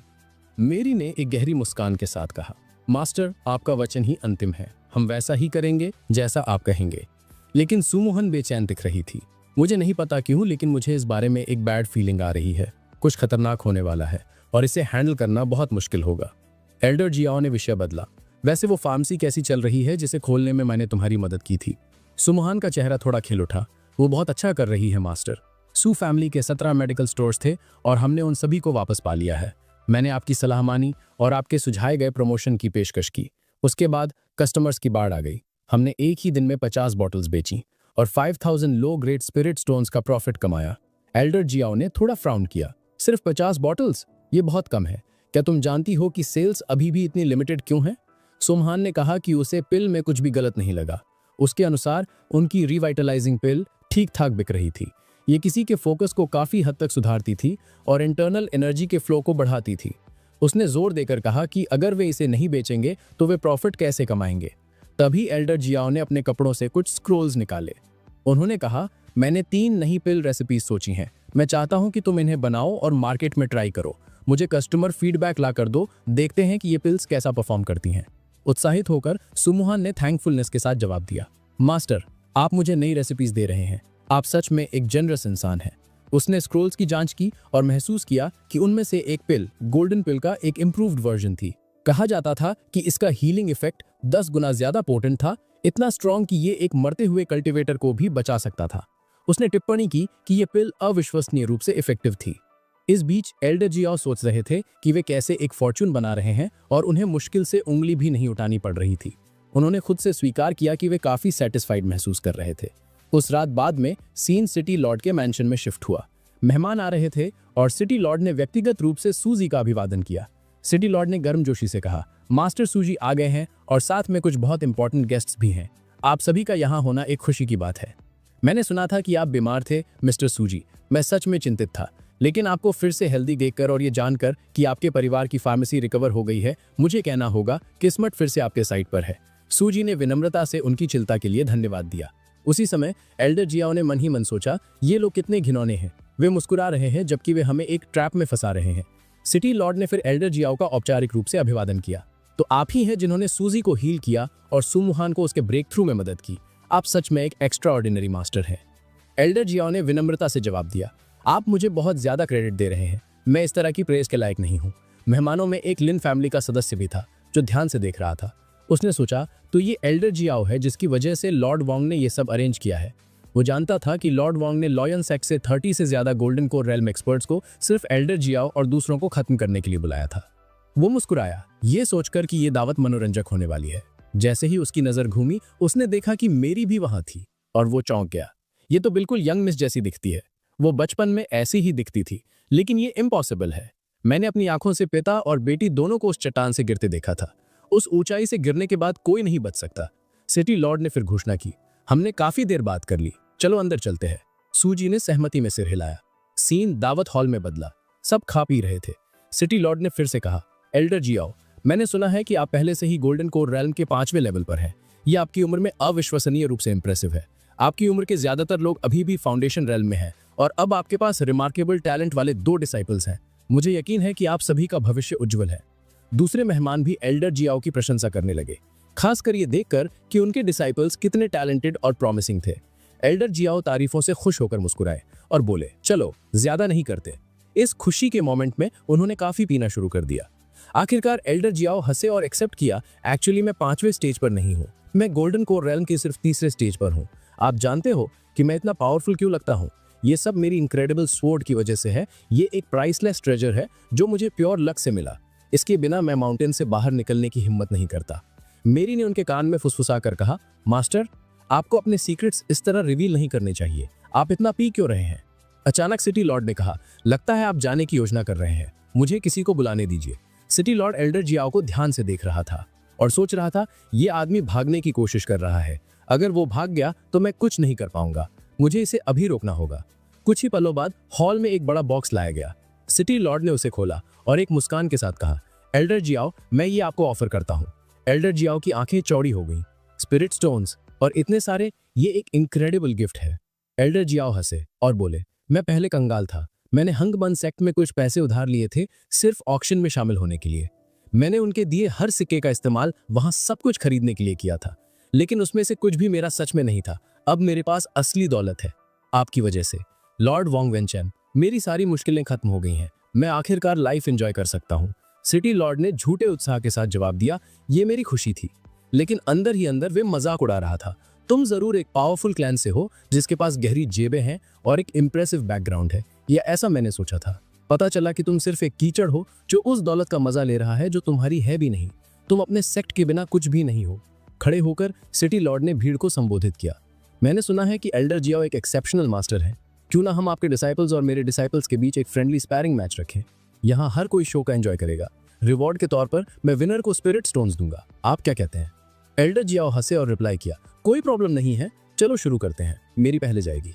मैरी ने सिर हिलाया, मास्टर, मैं वैसा ही करूंगी जैसा आप कहेंगे।